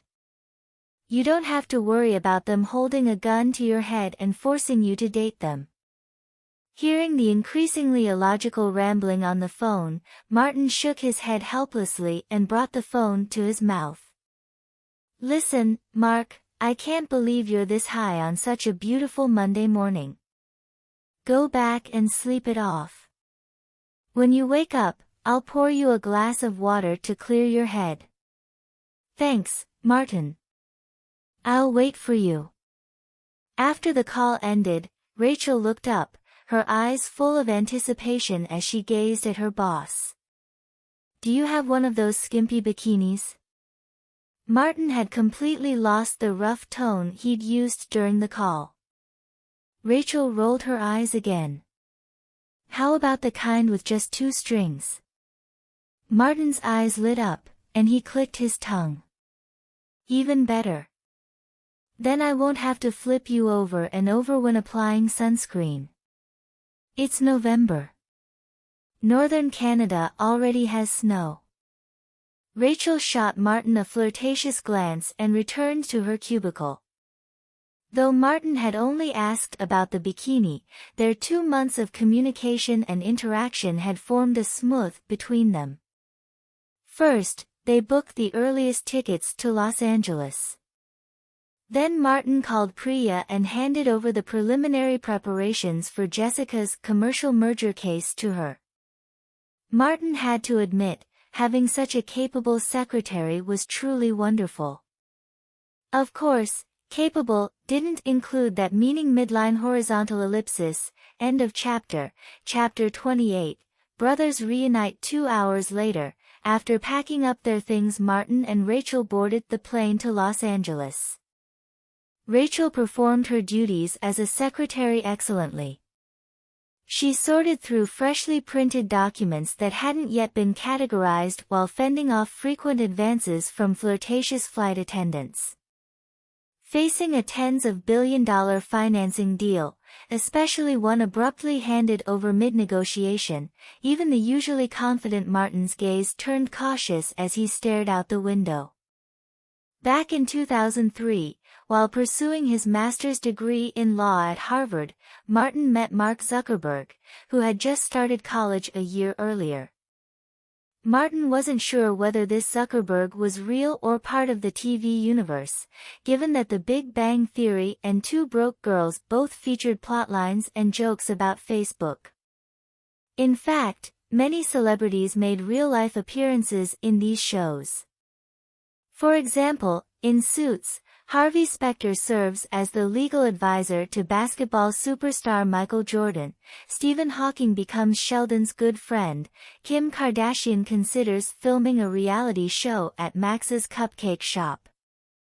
Honestly, if it weren't for the hassle of dealing with celebrities' personal issues, Martin's support group might have included James or Taylor Swift. Emma Watson wasn't bad either, though in 2007 she was just 17 midline horizontal ellipsis. Though sometimes it was hard to distinguish between reality and TV, it didn't stop the two from becoming close friends. Compared to the business tycoon who faced European antitrust hearings in his previous life, Zuckerberg back then was quite green, a typical sophomore obsessed with running apps and crashing parties. To be honest, Zuckerberg and Howard were almost identical: short stature, prominent noses, curly hair, the quintessential Jewish look. The only difference was that Zuckerberg wasn't as oily or self-absorbed as Howard. Although Jewish people did dominate some key positions in American society, mainly in media and finance, which further boosted the stereotype by some Americans for Jews about being overly shrewd and calculating. This whole scenario created the eventual loop of back and forth between these groups. As a result, Zuckerberg's dating struggles mirrored Howard's frequent rejections. He often dragged Martin to bars to get drunk and vent endlessly about his frustrations. Finally, one day, Martin lost patience. Why not create a dating app? Wouldn't that be cool? And so, Facebook was born. From the homepage on dorm desktops to the first $300,000 investment, the rivalry between the two founders, and the site's expansion from Harvard's campus to all of North America, Martin witnessed and even participated in everything about Facebook, including the initial $15,000 seed money he lent Zuckerberg and the ruthless ousting of the other co-founder. There was no helping it. When paths diverged, Martin could only side with his good friend. After Martin used some tactics to completely eliminate the other founder's shares, Zuckerberg became Martin Scott's most loyal fanboy. From discussing the company's future prospects to seeking advice on his intimate life with Priscilla, Zuckerberg always turned to him for guidance. Even the nickname, strategist, which the mutual aid group jokingly gave Martin, came from Zuckerberg. The title, strategist, originated from the Prohibition era when Italian mafia families rose to power. It referred to advisors who plotted strategies and handled legal issues for the boss, holding an important position within the organization, often filled by family members trained in law. Of course, the mutual aid group was just a charity organization, far removed from organized crime. Zuckerberg simply thought the title sounded cool. When the halo of internet giants and nouveau riche faded, Martin saw his little fanboy as nothing more than a troublemaker who occasionally caused headaches. Reuniting with Zuckerberg after a month, Martin remained calm. "You really should cut down on the weed. Look at you now. The baseline for legally addictive substances in most countries was tobacco, followed by marijuana and other addictive drugs. While the U.S. cracked down hard on drug trafficking, it was relatively lenient on marijuana use. After all, no one knew what chaos addicts might cause without it. That said, smoking wasn't harmless, it just had a lower mortality rate compared to harder drugs. Martin was glad he'd kicked the habit after his rebirth. Looking at Zuckerberg's disheveled state, he couldn't help but feel a bit smug. Zuckerberg shook his head as he sipped water. "I'll try." Martin didn't press further, letting him sober up slowly. Hands in his pockets, he wandered around the small villa. Facebook was still in its early stages of burning cash to capture market share. Thanks to strict financial discipline, Zuckerberg himself didn't have much money. Even this villa was rented under the company's name. After finding nothing interesting during his tour, Martin returned to the living room, pacing back and forth, deep in thought, but unable to come up with a solution. Though he retained memories from his past life, no one paid attention to the specifics of major companies' financing and IPOs, and Martin was no exception. "Tell me, what's the situation now?" Zuckerberg shrugged. "Microsoft approached us about acquiring shares. We need funds to expand into Europe. The preliminary market valuation is done. Microsoft values Facebook at $10 billion. They want to buy 2% of Facebook's shares for $200 million in cash. That's where things are stuck." Martin immediately understood. Microsoft wasn't acquiring, it was diversifying investments. Due to high tax rates in the U.S., neither companies nor individuals kept large sums of money idle. Smaller amounts were spent directly to offset consumption taxes, while larger sums were invested to legally avoid next year's tax season. As one of the largest tech companies with massive cash flow, Microsoft wouldn't leave profits sitting in a bank for the IRS to drain. Offering only cash at market value, with no additional marketing or channel support, this was clearly just a venture capital move, no different from professional VC firms. "I remember last year's funding round valued Facebook at only $550 million. Martin casually walked to the liquor cabinet, picked out a bottle of single malt whiskey, found ice cubes in the fridge, grabbed 3 glasses, and returned to the couch. Single malt whiskey was strong, but chilling it with ice smoothed the taste. Martin poured a third of a glass for each of them, handed one to Zuckerberg and Rachel, and took a sip from his own. Savoring it, he said, "In a year, going from $550 million to $10 billion, Facebook has already succeeded." Zuckerberg downed his whiskey in one gulp. "You should have seen those Seattle elites in suits, acting like actors performing Swan Lake at the theater. Ballet dancers often held their heads high to showcase elegant postures, which many Los Angelinos unfamiliar with high art interpreted as arrogance. And those damn Yale dogs. I pay them millions in legal fees every year. Instead of negotiating with those Seattle vultures, they keep telling me to accept this offer, saying it's the best valuation we'll get. After all, it's Microsoft, isn't it?" Martin raised an eyebrow and smiled. "As for those Yale dogs, since you've already fired them, let them rot." In the U.S., Harvard and Yale had a rivalry akin to Britain's Oxford versus Cambridge. They were perpetually at odds. But this villa currently housed 3 Harvard graduates.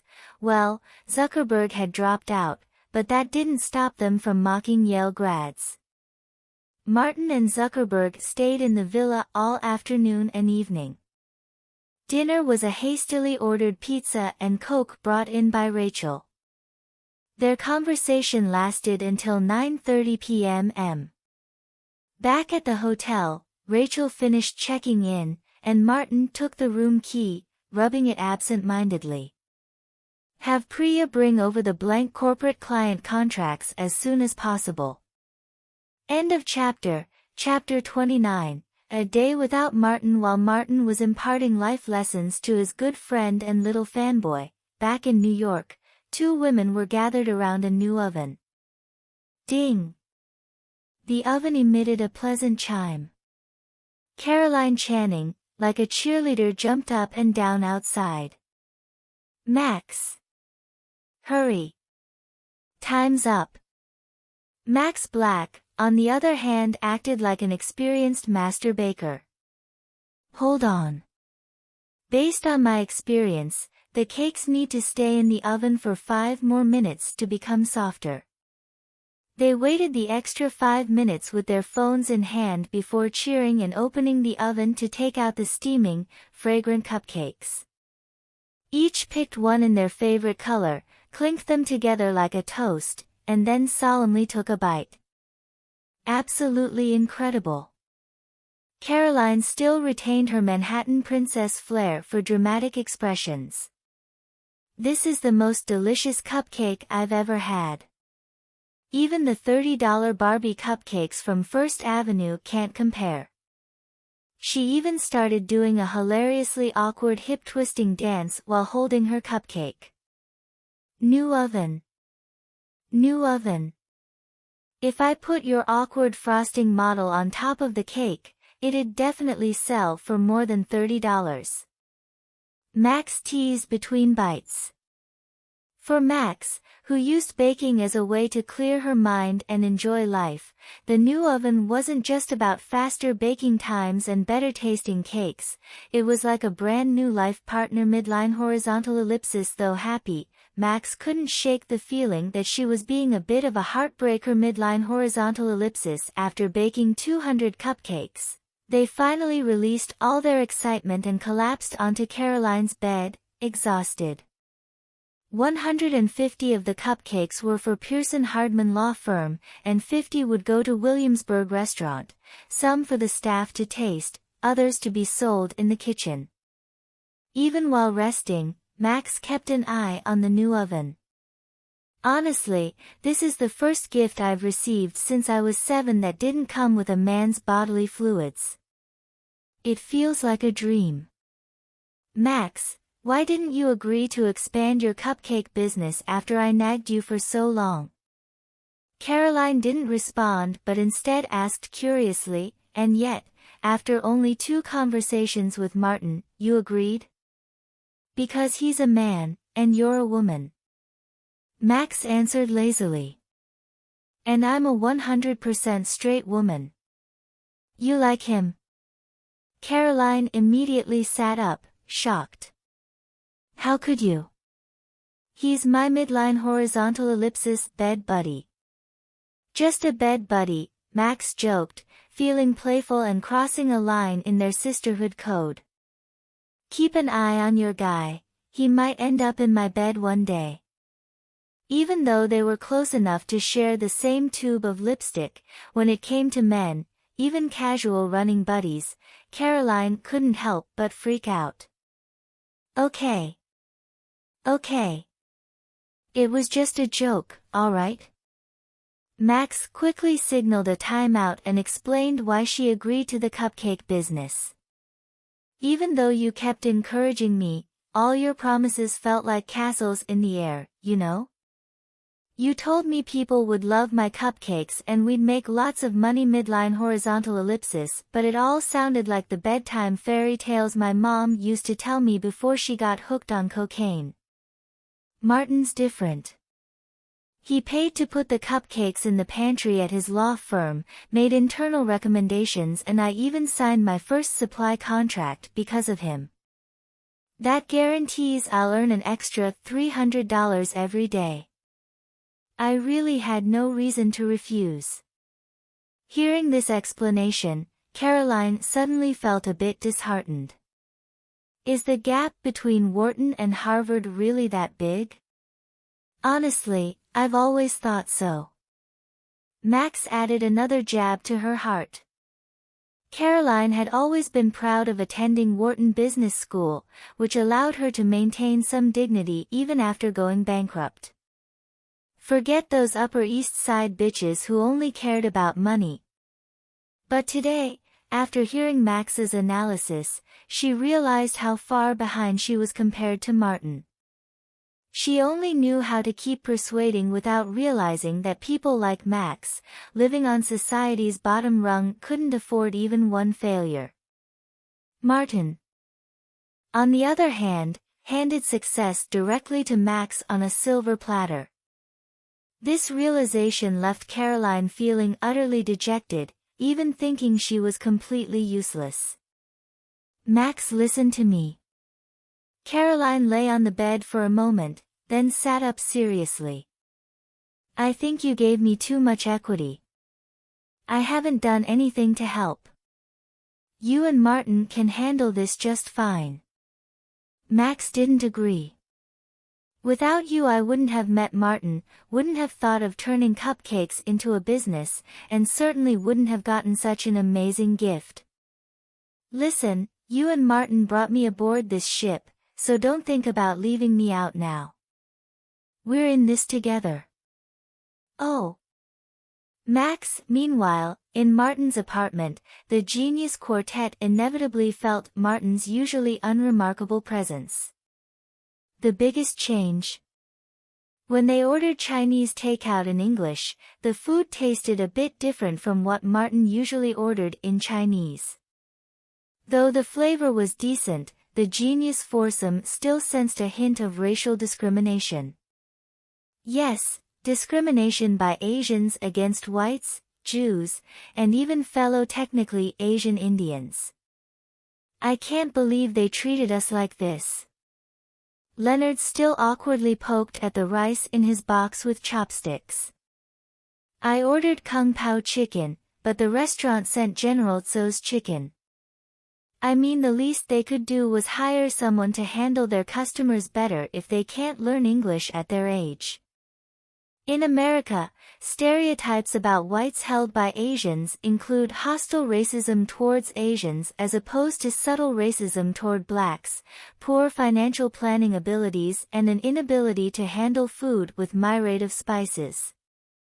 I think my Chinese is good enough to handle this situation. Howard confidently picked up the phone and spoke gibberish in Chinese, only to get yelled out in Chinese by the person on the other end. Asterisk and percent, yuan and percent asterisk and percent asterisk asterisk and, asterisk, Howard hung up the phone with a straight face. They said they're very sorry and will correct it next time. But his fidgety hands instantly revealed the truth to those who knew him well. Howard, Chinese is a complex language system with 10 very different regional dialects and 271 subdialects. Historically, even whole of China couldn't speak with each other until very recently. Sheldon lectured earnestly. Perhaps we should write a complaint letter in Chinese.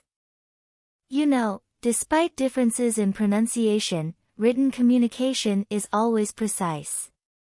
Sheldon's right. Raj stood up to testify. When I first came to the U.S., girls in my class kept mocking my accent. Although my written English was better than theirs, so I actively started avoiding speaking English and preferring writing stuff up, which led to my selective mutism. As they were complaining, Penny stormed in. Where's Martin? I need him now. Howard immediately jumped up. Penny, not to brag, but whatever Martin can do, I can do too. Maybe even better. Do you think you can handle a Nebraskan sexbot? Penny looked skeptical. Martin went to Los Angeles on a business trip this morning. Leonard cut in. What happened? Penny slumped onto the couch, frustrated, and began venting. I have a good friend midline horizontal ellipsis. She said she's coming to New York and asked if she could stay with me. Now she's been yapping non-stop in my apartment about every Omaha man she's slept with, basically, all the men in Omaha. And she's currently washing the most disgusting lingerie you can imagine in the bathtub. Howard grew increasingly excited. Is she washing them one by one or all together? Penny and Leonard stared at him blankly. After Howard sheepishly sat back down, Leonard asked curiously, if you dislike her so much, why are you letting her stay in your apartment? She slept with my cousin while accepting a marriage proposal from my cousin's brother. Penny's expression was hard to describe. So technically, she's kind of a distant relative. Leonard made a helpless gesture. Martin might not be back for a week, or maybe 2 weeks. What do you want him to do? I want him to use that Orlando Bloom level face of his to make my friend fall in love with him. Penny's expression turned mischievous. Then dump her cold-heartedly right after sleeping with her. Oh, Leonard and Raj let out ambiguous exclamations in unison, while Sheldon flipped through the Chinese-English dictionary he'd taken from Martin's bedroom, scribbling something in his notebook. At that moment, Penny noticed something was off. Where did Howard go? From the open apartment door came Howard's somewhat flirtatious voice. Bonsoir, milady. I know you've just arrived in this city and might feel a bit out of place midline horizontal ellipsis, end of chapter, chapter 30, Priya's gratitude. The next day, Martin still woke up at 6:30 a.m. sharp and headed to the hotel gym in his workout clothes. After stretching and warming up, he jogged on the treadmill for an hour, did a few sets of weightlifting, and finally put on fingerless boxing gloves to practice with the punching ball. Since high school, Martin had been practicing boxing. Later, in college, he also studied Krav Maga a bit, a combat-proven Israeli martial art. His excellent physical condition could have easily earned him a spot at college sports team. However, upon learning that being in a sports team required daily training, he promptly gave up.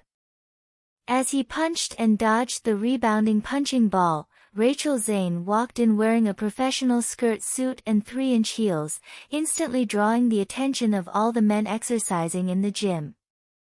All except Martin, who was used to her presence after seeing her so often. After admiring Martin's muscles and physique for a moment, Rachel spoke. Priya arrived at the hotel half an hour ago. I told her to grab breakfast and rest. At 10 o'clock, have her sign the contract with Mark. From now on, she'll be Facebook's nominal chief legal counsel. Martin continued focusing on the punching ball as he casually replied. Rachel frowned slightly. Martin, isn't Priya too inexperienced? After all, Facebook is a company valued at over tens of billions of dollars. Appointing a freshly graduated paralegal as chief legal counsel seems midline horizontal ellipsis. Hearing this, Martin stopped the punching ball, turned to Rachel, and asked, then who should take over? Harvey? Or Louis? He then made an ambiguous gesture. They're not my people and I don't trust them. Rachel still looked worried. But what about Facebook's board of directors? Martin chuckled, shook his head, and resumed punching. If it weren't for corporate law explicitly prohibiting a lawyer from serving as both a board member and legal counsel to avoid collusion against other shareholders, do you think I'd give up this position?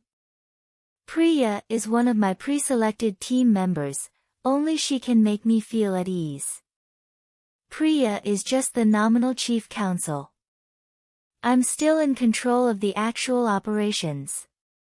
Not only does Mark know this, but Facebook's board knows it too. They won't object. To prevent collusion between shareholders and legal counsel, many countries' corporate laws indeed included such a provision. However, clever lawyers naturally found ways to circumvent it, such as through the partnership system in law firms. One partner handles key board members, while another manages corporate affairs. On paper, there's no connection, but in reality, the firm controls all legal matters of the company, manipulating things however they want. Martin had only signed personal legal contracts with the mutual aid group members. Originally, he planned to gradually build a legal team over the next few years to handle the enterprises behind those members and his personal projects. But Zuckerberg's impulsive move caught him off guard. Fortunately, he still had Priya to rely on, otherwise, this opportunity would have gone to the bigwigs at the firm. Martin wasn't worried about whether Priya might oppose him once she grew into her role. Enterprises were ultimately controlled by people. Even if Priya excelled at Facebook, she'd still follow Zuckerberg's directives. In other words, as long as Martin maintained a good relationship with Zuckerberg, Facebook's legal decisions would always align with Martin Scott's will. This incident reminded him not to drag his feet. He needed to accelerate building his legal team faster than planned. If Leonard's genius older brother weren't already a tenured law professor at Harvard Law School and a permanent lawyer at the U.S. Supreme Court, with qualifications far surpassing his own, Martin would have loved to poach him. This made Martin suddenly think of Mrs. Hofstadter's differing attitudes toward Leonard and his siblings, and he couldn't help but feel sorry for Leonard. Unless something unexpected happened, Leonard would spend his entire life overshadowed by his extraordinary siblings. As Martin played with the punching ball and let his mind wander, Rachel stood quietly beside him, her gaze filled with admiration and a hint of infatuation. Beads of sweat slid along his well-defined muscles, surrounding him with an intoxicating aura of masculinity. Combined with his handsome face exuding confidence and focused midline horizontal ellipsis, after a long while, Rachel suddenly spoke. "What about me? How do you plan to arrange things for me?" Martin turned back and smiled. "What do you think it means when I let you take the LSAT next year?" Rachel felt a surge of joy, but then noticed the punching ball rapidly rebounding toward Martin's left cheek. Before she could warn him, Martin didn't even glance, ducked back instinctively, and delivered a powerful left hook, knocking the bobbing punching ball flat. Martin turned around and gave Rachel, who was frozen in place, a victory sign. KO. Priya originally thought she was just running errands, but unexpectedly, she had ascended overnight to become the chief legal counsel of a multi-billion-dollar tech company. Before this, Rachel had already made her sign another cooperation agreement between lawyers, stipulating a 7030 revenue split for all clients Martin referred to her within 5 years. Martin got 70%, Priya 30%. Even so, this chief counsel position would bring Priya nearly $400,000 in annual income after splitting with Martin and the firm. Not only that, but this position would also significantly elevate Priya's status in the legal industry. At least nominally, she could now sit and drink coffee with the firm's senior lawyers. After signing the employment contract, Zuckerberg noticed Priya seemed tense and uneasy. He reassured her with a smile, "Don't worry. If you have any questions, ask Martin. This guy always has unexpected ideas." Priya nodded gratefully. She knew she was just a pawn Martin pushed forward to circumvent legal restrictions. But she also knew countless lawyers would willingly strip themselves bare in front of Martin, regardless of his gender or even if he were a monkey, for the chance to be this pawn. This trust and opportunity weighed heavily.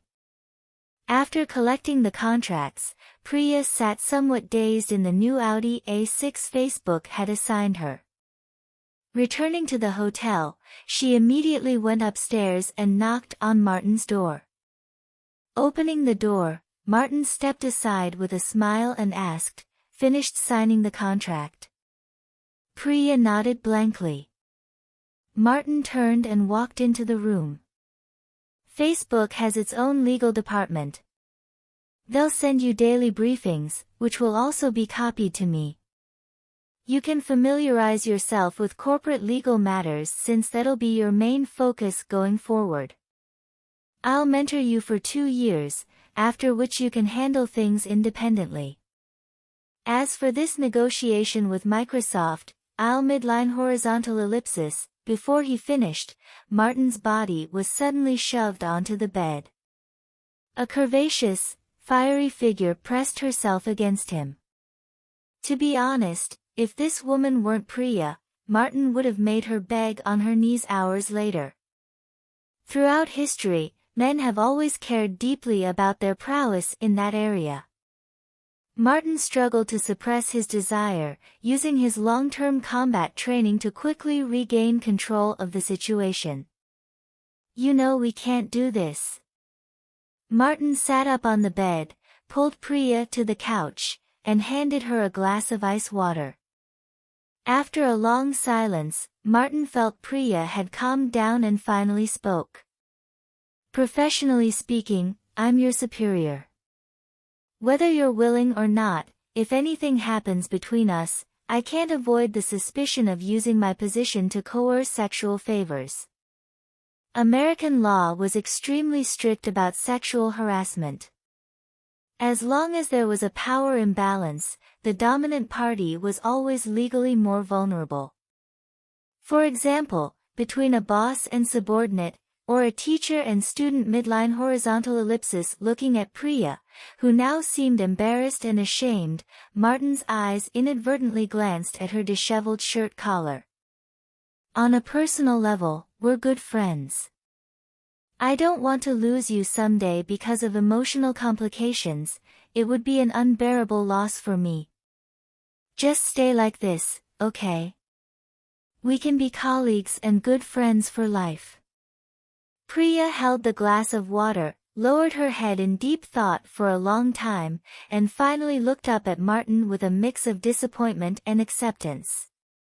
"No sleeping with colleagues, no sleeping with close friends' female relatives, right? I didn't expect you to be so principled. The men I've met before only think with their lower halves." Martin chuckled. "Like midline horizontal ellipsis Leonard? He told you about what happened between us?" Priya looked both surprised and embarrassed. Martin shrugged indifferently. "Don't worry. I'm not judging you." End of chapter. Comment, like and subscribe this channel. Thanks for watching.